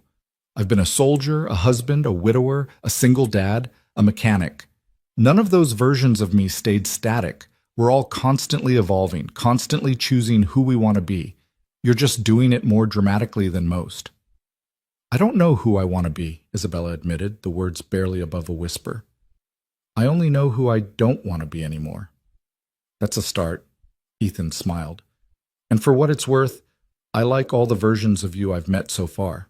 The Ice Queen who built an empire, the terrified woman who grabbed a fire extinguisher anyway, the financial genius who found a kidnapped child, the person who held Anya and promised she was safe. You contain multitudes, Isabella. That's not weakness. That's being human. She wanted to kiss him. The realization hit with startling clarity. She wanted to close the distance between them and see if this connection they'd forged through trauma and danger translated into something more. But that felt like taking advantage, like confusing adrenaline and gratitude with genuine emotion. So instead, she just let herself lean into his touch for a moment, accepting comfort she'd spent years refusing. You should go home, she said finally. Get some sleep. Check on Lily. She's probably wondering where her father is. Lily's with her godmother, who knows I sometimes disappear for good reasons. She's fine. But Ethan stood anyway, giving Isabella space. I'll go if you promise to get at least 2 hours of sleep before your meeting. You can't fight a board on willpower alone. Watch me. Isabella, fine. 2 hours. I'll set an alarm. She watched him gather his things, feeling the apartment grow colder with his impending departure. Ethan, thank you for everything. For saving my life multiple times, for helping Anya, for making me believe I could be someone different. You don't need to thank me for seeing what was already there. He paused at the door. Call me after the meeting. I want to know how it goes. It's going to be a massacre. Then I definitely want to hear about it. His smile was warm despite the concern in his eyes. Good luck, Isabella. Though something tells me you won't need it. After he left, Isabella forced herself to lie down for exactly 2 hours. She didn't sleep. Her mind was too active, too full of presentations and arguments and potential outcomes. But she rested, which was something. Then she showered, dressed in her most expensive suit like armor, and prepared for war. Marcus met her in the lobby of Meridian Capital at 7:30, looking like he hadn't slept in days. Please tell me you have a plan, he said without preamble. Because the board is calling for your resignation. Brennan's leading the charge, claiming you've become a liability, and that your recent behavior demonstrates instability and poor judgment. Richard Brennan can choke on his own vendetta, Isabella replied calmly. I have a plan. It's risky and potentially career-ending, but it's a plan. That's not reassuring. It's not meant to be. She stepped into the elevator, Marcus scrambling to follow. How many board members are on Brennan's side? At least 7. Margaret Chen and 3 others are undecided. The remaining 2 seem inclined to support you, but they're waiting to hear your explanation before committing. Marcus pulled up his tablet. Also, the media coverage of the warehouse rescue went live an hour ago. Anonymous tip led police to 2 armed suspects and evidence of kidnapping. They're connecting it to the cafe shooting, speculating about organized crime networks. Your name hasn't been mentioned yet, but it will be. Isabella watched the floor numbers climb. Good. That actually helps. How does any of this help? You'll see. The elevator doors opened on the 47th floor. Trust me, Marcus. One last time. Trust me. The conference room felt like a courtroom. with 12 board members seated in judgment and Isabella standing at the head of the table like a defendant. Richard Brennan wore an expression of barely concealed triumph. Margaret Chen looked worried. The others ranged from hostile to neutral, none of them friendly. "Ms. Sterling," Brennan began without preamble, "for the past 3 days you've been essentially unreachable. You've missed critical meetings, ignored investor calls, and vanished during a major crisis involving threats to your personal safety. The board demands an explanation, and you'll get one." Isabella connected her laptop to the conference room display. "But first, I need to provide context. 3 days ago, I survived a hostage situation at a Manhattan cafe. The police have since confirmed that attack was targeted specifically at me, likely retaliation for my role in exposing money laundering operations during the Brennan Industries acquisition." Several board members shifted uncomfortably. Brennan's face reddened, but he said nothing. "That same evening, I was approached by a woman whose daughter had been kidnapped by the same criminal organization that orchestrated the cafe attack. She begged for help, knowing the police couldn't act without endangering her child. I had a choice: ignore her and return to my comfortable tower, or use the resources and expertise at my disposal to help." Isabella pulled up the first slide, financial transaction data meticulously documented. "I chose to help. In doing so, I accessed banking records without proper authorization, traced money laundering networks across multiple jurisdictions, and identified the location where an 8-year-old girl was being held hostage." "You committed financial crimes," Brennan interrupted. "Violated privacy laws, banking regulations, probably a dozen federal statutes.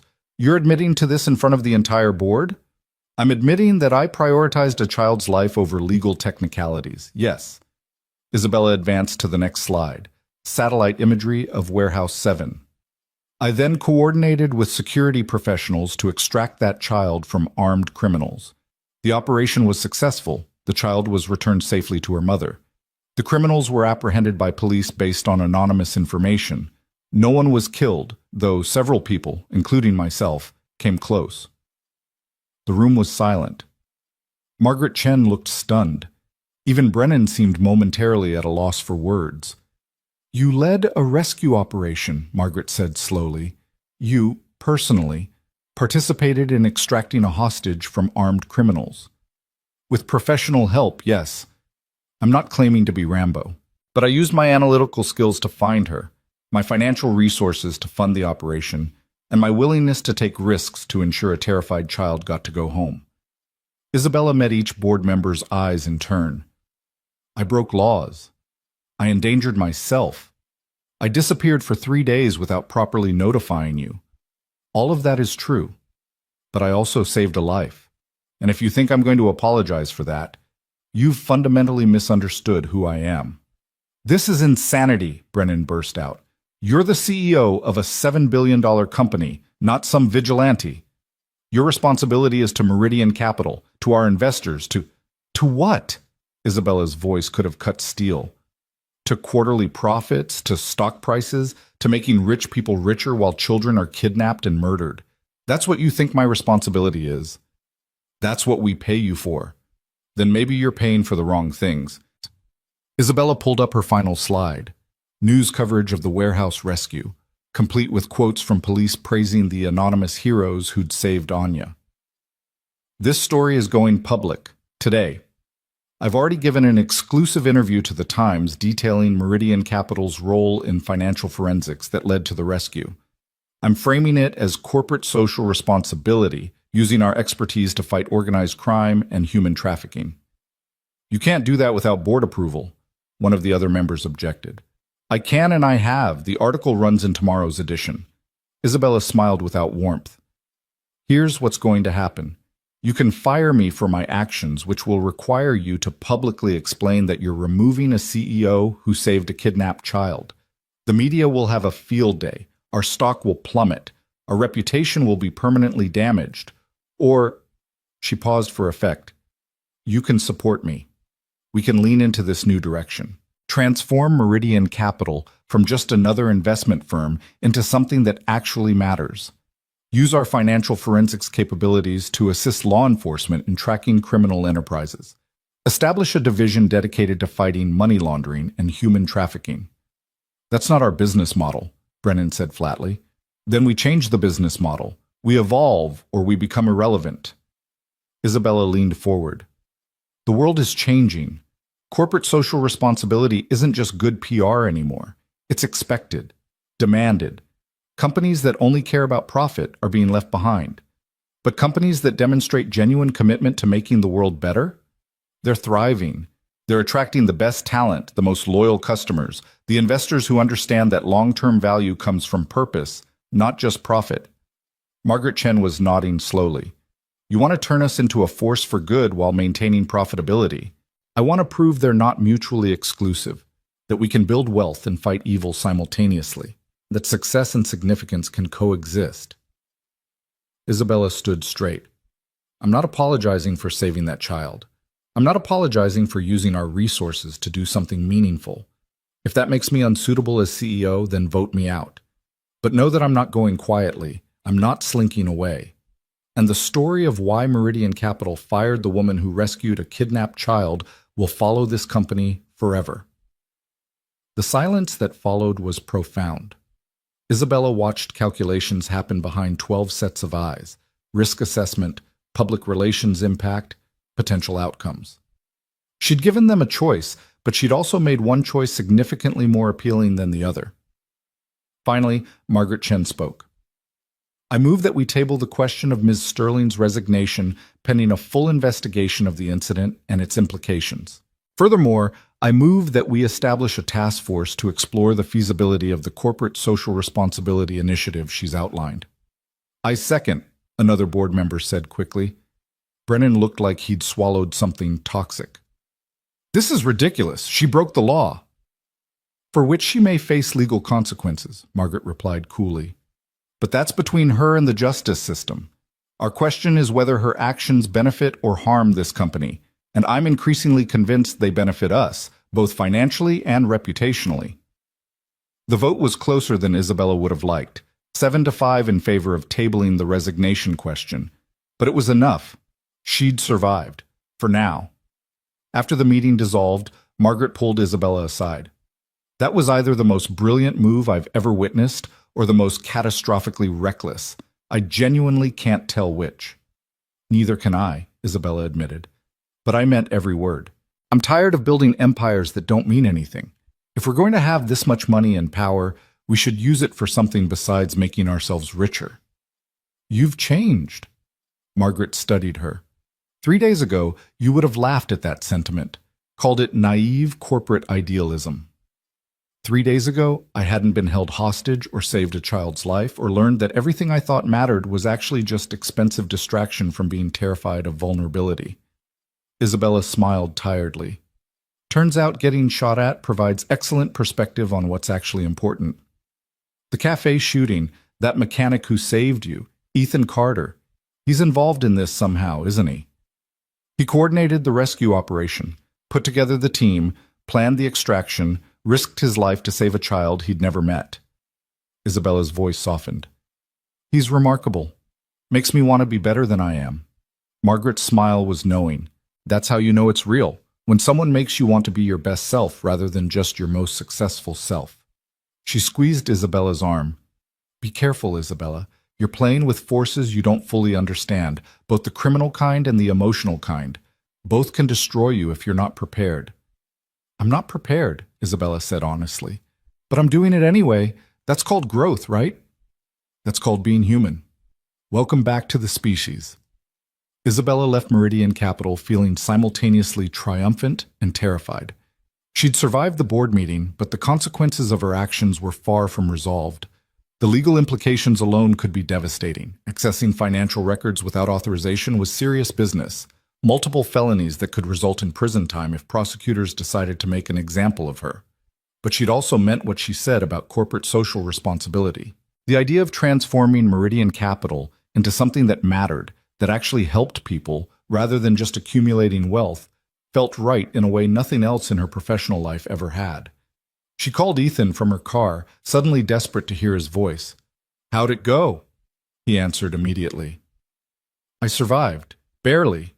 They're investigating rather than firing me outright, which I'm counting as a win. Isabella leaned back against the leather seat. I also essentially committed to transforming my entire company's business model based on a rescue operation I coordinated with a mechanic I've known for 3 days. So that's either visionary leadership or a complete mental breakdown. Why not both? She could hear the smile in his voice. I'm proud of you. That took courage. Or stupidity. The difference between courage and stupidity is outcome. If it works, you're brave. If it fails, you're reckless. We won't know which until later.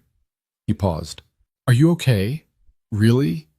I don't know. I keep waiting to feel something, relief or fear or triumph or anything definitive. But mostly I just feel different, like I've become someone I don't quite recognize yet. Isabella watched Manhattan slide past her window. Is that normal after something like this? Completely normal. Combat changes people. Near-death experiences change people. Choosing to risk yourself for others changes people. You've done all three in less than a week. You'd be weird if you didn't feel different. His voice grew gentler. Give yourself time to adjust. Don't try to force it back to how things were, because things aren't how they were. You're not who you were. That's not bad. It's just true. Who was I before? The question surprised Isabella even as she asked it. I thought I knew, but now I'm not sure I ever really understood myself. Was I the ice queen who destroyed careers? The terrified girl watching her father lose everything? The woman building towers to hide from the world? Who was I really? Maybe all of those things, Ethan suggested. Maybe we're all composed of different versions of ourselves, and which one dominates depends on our choices and circumstances. You're choosing different now, so a different version of Isabella Sterling is emerging. I like this version better. She scares me, but I like her. Good. Fear means you're challenging yourself. Comfort means you're stagnating. He paused. Listen, I know you're probably exhausted and have a million things to deal with, but Lily's been asking about you nonstop. Something about showing you her butterfly collection and explaining transitive property again. If you're up for it, maybe you could come by the shop this afternoon. No pressure, just she'd really love to see you, and honestly, so would I. Isabella should have said no.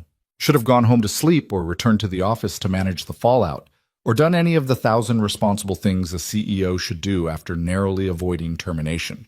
Instead, she heard herself say, I'll be there in an hour. Tell Lily to prepare her best butterfly lecture. The drive to Red Hook felt different this time.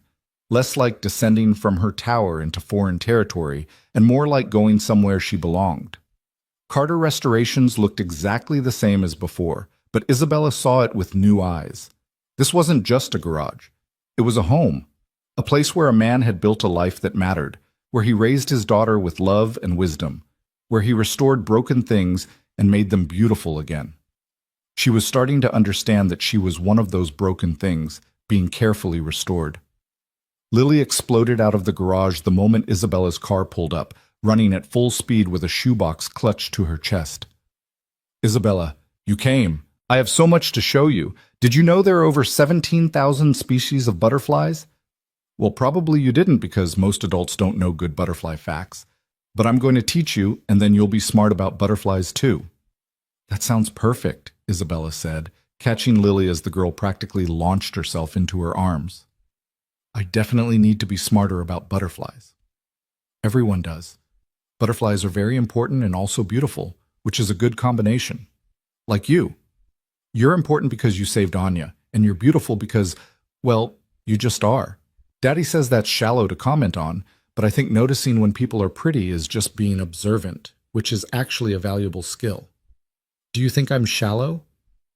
I think you're extraordinarily perceptive, Isabella replied, setting Lily down and letting the girl pull her toward the garage. And thank you. That's very kind. Ethan appeared in the doorway, leaning against the frame with an expression that made Isabella's heart do something complicated. He was in his usual uniform of worn jeans and work shirt, grease smudged on his forearm, hair slightly mussed. He looked nothing like the men she typically associated with, the polished executives in expensive suits who measured their worth in stock options and corner offices.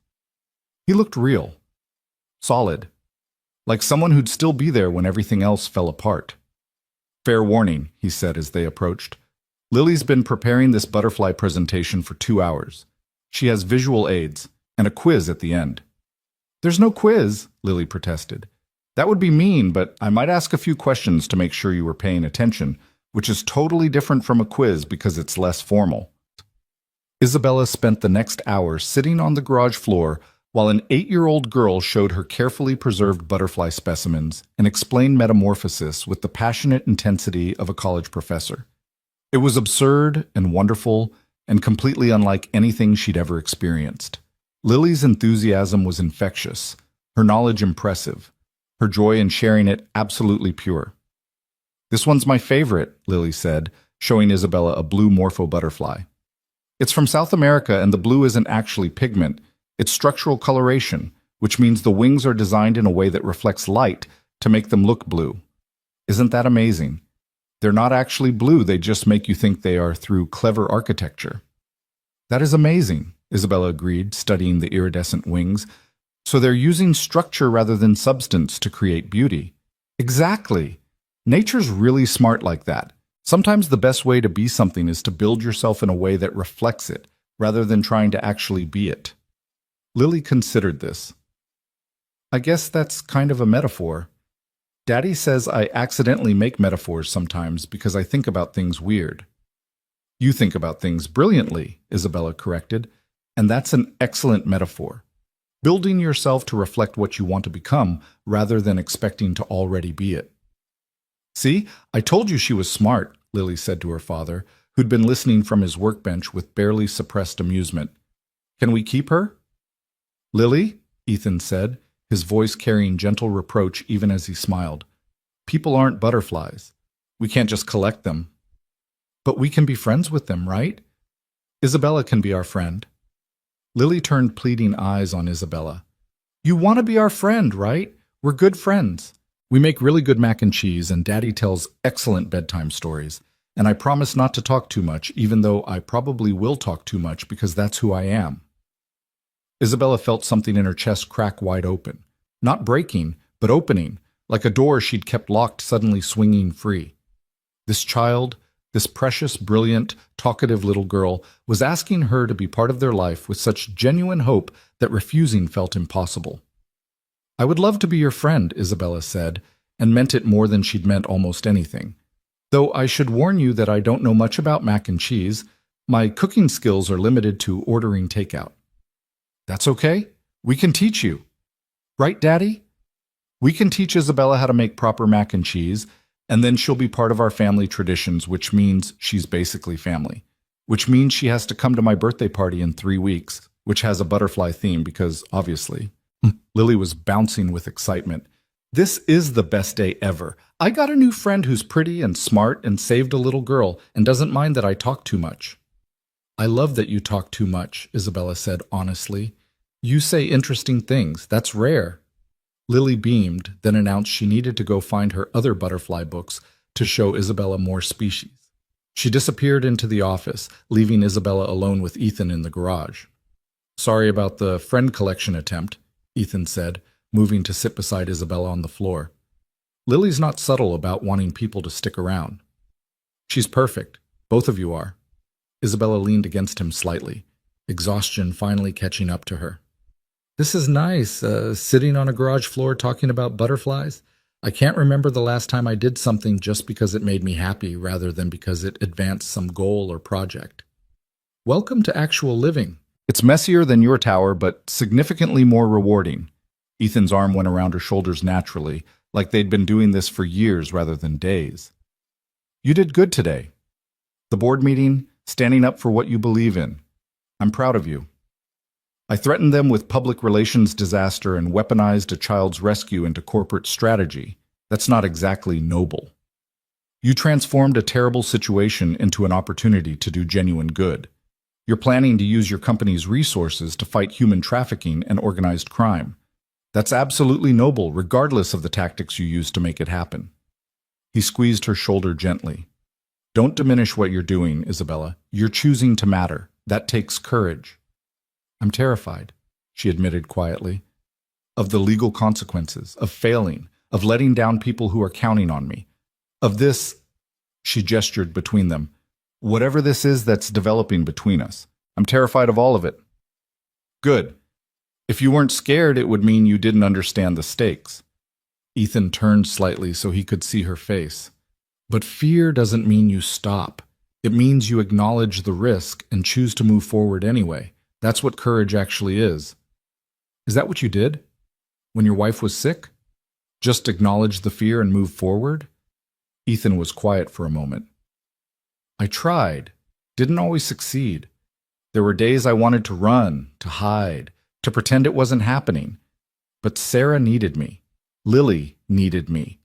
So I stayed present, even when it was excruciating, even when watching her fade was the hardest thing I'd ever done. His voice roughened slightly. Losing her taught me that everything ends, every good thing, every relationship, every moment of happiness. It all ends eventually. So the question becomes, do you avoid connection to avoid loss? Or do you embrace what you can have for as long as you can have it, and accept that the pain of losing it is the price of having it at all? That's a terrible cost-benefit analysis, Isabella said, but she was smiling through unexpected tears. The pain of loss should logically outweigh the temporary joy of connection. Except it doesn't. Not when the connection is real. I'd go through losing Sarah again, experience every agonizing moment of that grief, if it meant I got to have our years together. Worth it, every time. He brushed a tear from Isabella's cheek with his thumb. You're worth it too. Whatever this is developing between us, whatever risks it carries, I think it's worth it. But that's my assessment. You have to make your own. Isabella looked up at him, this mechanic who'd saved her life, who'd shown her what actual courage looked like, who'd made her want to be someone worth knowing. And she made a choice that terrified and exhilarated her in equal measure. She kissed him. It wasn't dramatic or particularly graceful, just a simple press of her lips to his, a question and an answer and a declaration all at once. Ethan responded immediately, his hand cradling her face, deepening the kiss with surprising gentleness. He tasted like coffee and possibility, and Isabella felt something in her chest expand painfully, wonderfully, like learning to breathe for the first time. When they finally broke apart, Ethan was smiling. Well, that was unexpected. Was it? Isabella felt her face flush. I've been wanting to do that since the hospital. Me too, but I was trying to be respectful, not take advantage of trauma bonding or proximity or... He stopped as Isabella kissed him again, briefer this time, but no less certain. I'm making my own assessment, she said firmly, and my assessment is that this is absolutely worth it. The risk, the potential pain, all of it. You're worth it. I found more butterfly books. Lily's voice announced her return approximately 3 seconds before she appeared in the doorway. She stopped, looked at her father and Isabella sitting very close together on the garage floor, and her face split into a grin that could probably be seen from space. Were you kissing? You were totally kissing. That's amazing. Does this mean Isabella is going to be my bonus mom? Because I would really like a bonus mom, and she's so pretty and smart, and she likes butterflies even though she didn't know much about them before, which means she's willing to learn new things, which is an excellent quality in a bonus mom. Lily, Ethan said, his tone carrying warning even as he tried not to laugh. Slow down. Isabella and I are friends who maybe like each other as more than friends. That doesn't automatically mean... It means you're dating. Dating is when adults decide they like each other enough to kiss and spend time together. I learned about it from the movie we watched last week, the one with the princess who fell in love with the person who saved her from the tower. That's basically your story, except with fire extinguishers instead of magic. Lily plopped down on the floor next to them. I approve of this development, just so you know. You have my blessing to date my dad, Isabella. He's really great once you get used to his weird habits, like always sitting facing doors and checking locks 17 times before bed. Those are very normal habits for someone with my background, Ethan protested. They're trauma responses, Lily said matter-of-factly. We learned about them in grief counseling after Mom died. It's okay to have them. Isabella probably has some too now, after getting held hostage. Maybe you can have trauma responses together, which sounds romantic in a weird way. Isabella found herself laughing, genuine, surprised laughter that came from somewhere deep and unguarded. You're absolutely right. We probably will have trauma responses together. That does sound romantic in a weird way. See? I'm very wise for 8. Daddy says I'm an old soul, which I think means I think about things too much, but he means it as a compliment, so I'm taking it as one. Lily settled in comfortably. So when are you going to move in? Because dating usually leads to living together, and then you'd be here all the time, and we could teach you about butterflies and engines and how to make proper pancakes. Daddy makes really good pancakes. It's his superpower. Lily Carter, Ethan said, his voice firm now. You're getting way ahead of things. Isabella has her own apartment, her own life. She's not going to just move in. Why not? She doesn't like her apartment. I can tell. It's too white and cold and high up. She said her tower was lonely, which means she wants to come down from it. We have space. Well, not a lot of space, but we could make space. I could share my room if necessary, though I'd prefer to keep my own room because I need space for my collections. Isabella looked at this child who'd essentially just proposed that they become a family and felt something shift fundamentally in her understanding of what she wanted. Not the penthouse with its pristine isolation, not the office with its view of a city she'd never really belonged to. This garage with its butterfly books and grease stains and 8-year-old wisdom. This man who'd shown her what courage actually meant. This accidental family forming around shared trauma and genuine connection. I'm not moving in tomorrow, she said carefully, wanting to be honest with Lily, but I would like to spend more time here, getting to know you both better, learning about butterflies and pancakes and whatever else you want to teach me. Would that be okay? That would be perfect, Lily declared. We can do a trial period. That's what Daddy calls it when he's deciding whether to take on a new restoration project. We try it out, see if it works, and if it does, we commit fully. You're our trial period girlfriend, bonus mom friend, and I predict you'll pass the trial with flying colors because you're already excellent. Lily, Ethan said, but he was smiling now.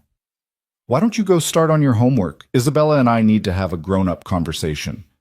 Is it about feelings? Because I can help with feelings. I'm very emotionally intelligent. You are. But this is still a private conversation. Homework. Now. And I'll check it, so do it properly. Lily sighed dramatically but departed, leaving them alone again. Ethan turned to Isabella with an apologetic expression. I'm sorry. She's enthusiastic and has no boundaries and apparently thinks she can just decide we're a family. Don't apologize. Isabella caught his hand. She's right about most of it. I don't like my apartment. My tower is lonely, and I do want to come down from it, metaphorically and literally. I want to spend time here, with you, with her, learning how to be part of something instead of always being apart from everything. Isabella, Ethan said carefully, this is fast, really fast. A week ago, we didn't know each other existed. Now you're talking about changing your entire life. I know, it's insane. By any logical analysis, this is reckless and premature and probably going to end badly. She squeezed his hand. But logic hasn't served me particularly well. Logic gave me an empire and left me completely alone. So maybe it's time to try something illogical, something terrifying, something that might actually make me happy instead of just successful. Ethan studied her for a long moment, those storm-gray eyes seeing past all her defenses to whatever truth lay underneath. Okay, but we do this right. We take time. We let it develop naturally. No pressure, no expectations, just seeing what happens. Can you handle that level of uncertainty? Absolutely not. I'm going to hate every second of not having a clear plan or guaranteed outcome. Isabella smiled, but I'm going to do it anyway. Because you and Lily are worth being uncomfortable for. That might be the most romantic thing anyone's ever said to me, which says concerning things about my previous relationships. Ethan pulled her close, his forehead resting against hers. Fair warning, I come with complications. A daughter who will absolutely test every boundary you have. Trauma from years of combat that sometimes wakes me up at 3 a.m. A business that barely pays the bills, no corner office, no stock options, no impressive anything except a stubborn commitment to fixing things. I come with complications too. A board that wants me fired, potential federal charges for financial crimes, a lifetime of emotional repression that I'm just starting to unpack, an empire that's probably going to implode while I figure out how to be human again. Isabella smiled. We're both disasters. Maybe we can be disasters together. That's the worst sales pitch for a relationship I've ever heard. Good thing I'm not selling, I'm offering. Take it or leave it. Ethan kissed her, longer this time, deeper, with the kind of certainty that came from choosing something despite understanding the risks. When they finally broke apart, Isabella felt like she'd just jumped off a very tall building and discovered she could fly. Over the next 3 months, Isabella's life transformed in ways that would have been unimaginable before the cafe shooting.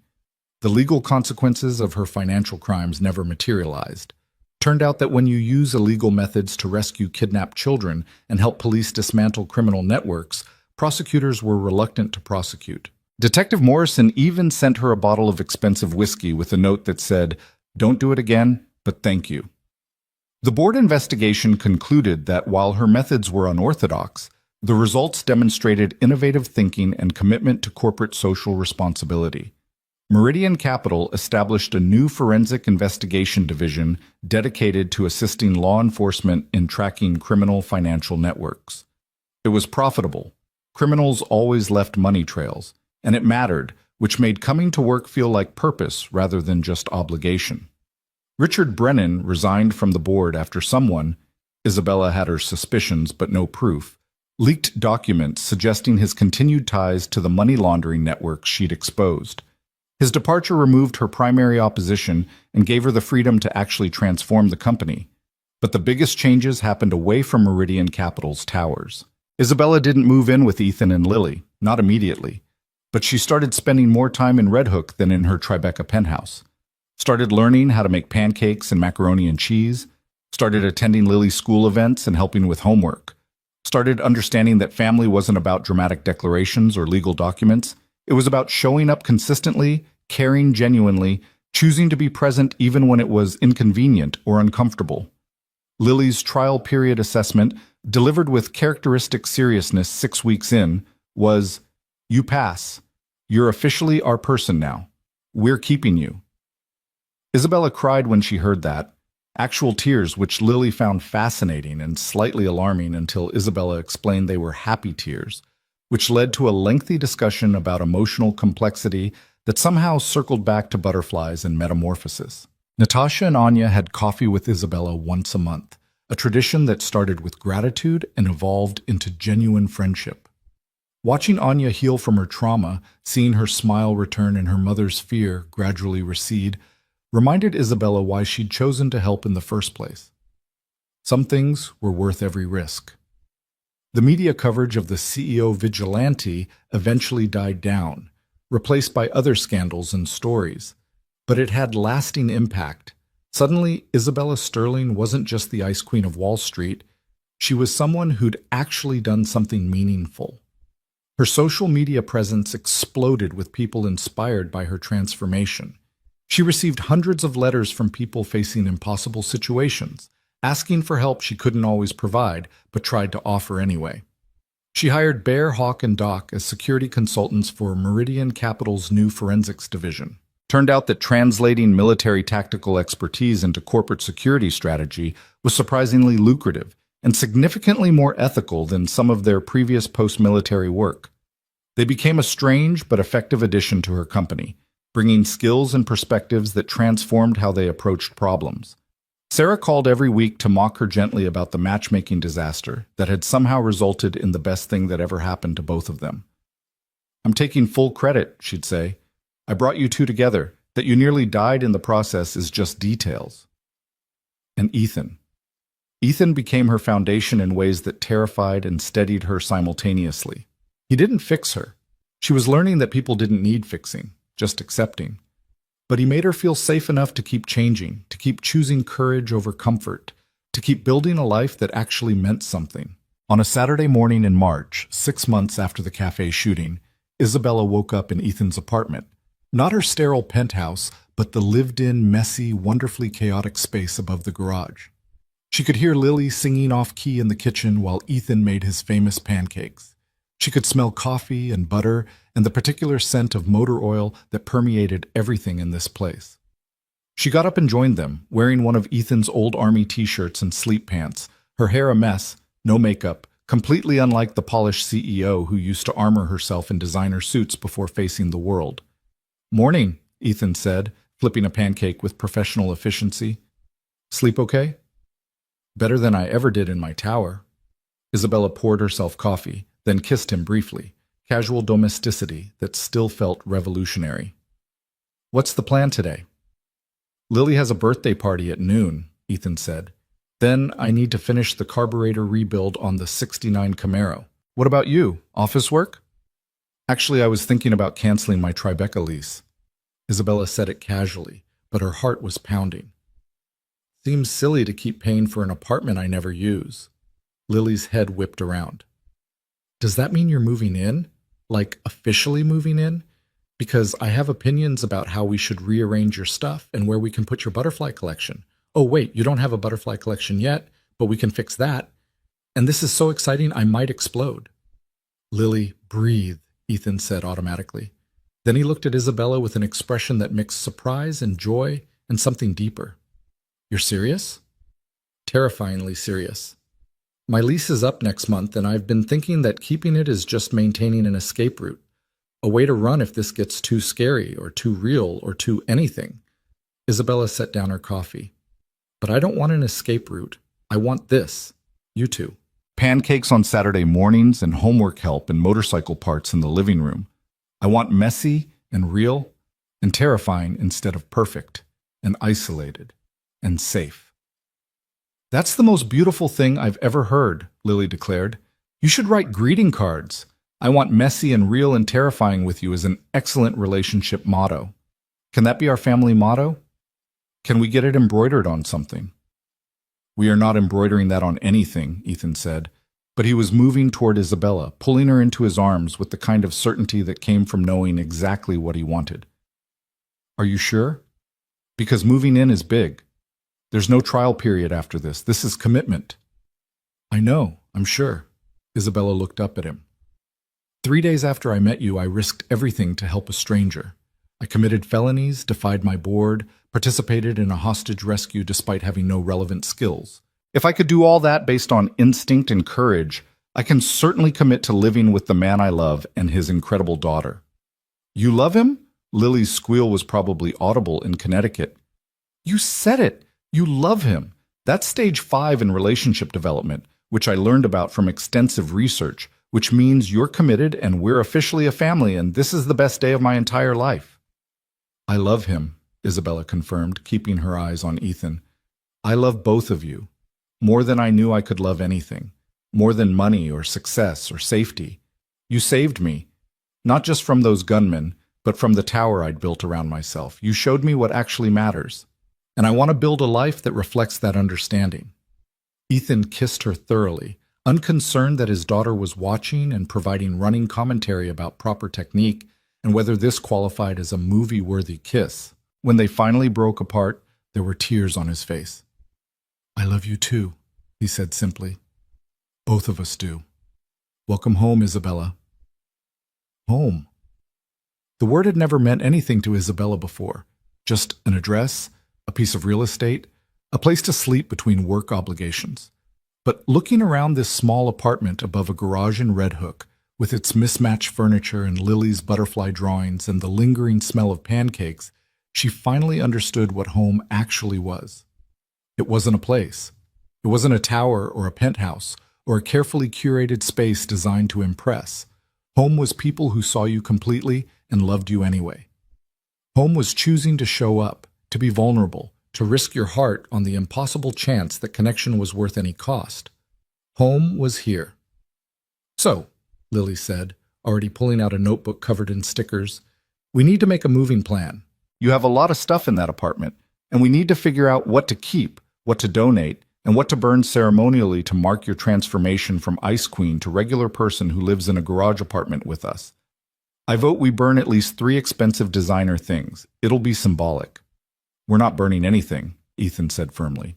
Fine, but we're definitely donating some of those white furniture pieces because they look uncomfortable and also kind of sad. Furniture shouldn't look sad. Furniture should look friendly and welcoming. Isabella listened to them debate her furniture's emotional state and felt something she'd been missing her entire adult life. Joy. Simple, uncomplicated joy at being part of something bigger than herself.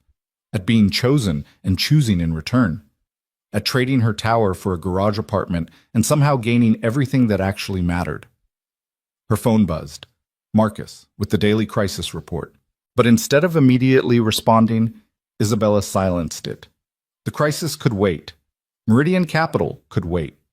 The empire she'd built could function without her constant attention for one morning. Right now, she had more important things to do, like eating pancakes with her family, like helping Lily plan a ceremonial donation of sad furniture, like kissing Ethan Carter and feeling grateful for armed gunmen who'd shattered her world so completely that she'd been forced to rebuild it into something actually worth living. Years later, when people asked Isabella Sterling about her transformation from Wall Street's ice queen to someone who actually seemed happy, she'd think about that morning, about pancakes and butterfly lectures, and the moment she chose messy reality over perfect isolation. She'd think about a cafe shooting that should have broken her but instead became the catalyst for everything good in her life. About a mechanic who'd seen past her armor to the terrified woman underneath and decided she was worth saving. About an 8-year-old girl who'd declared them family and refused to accept any other reality.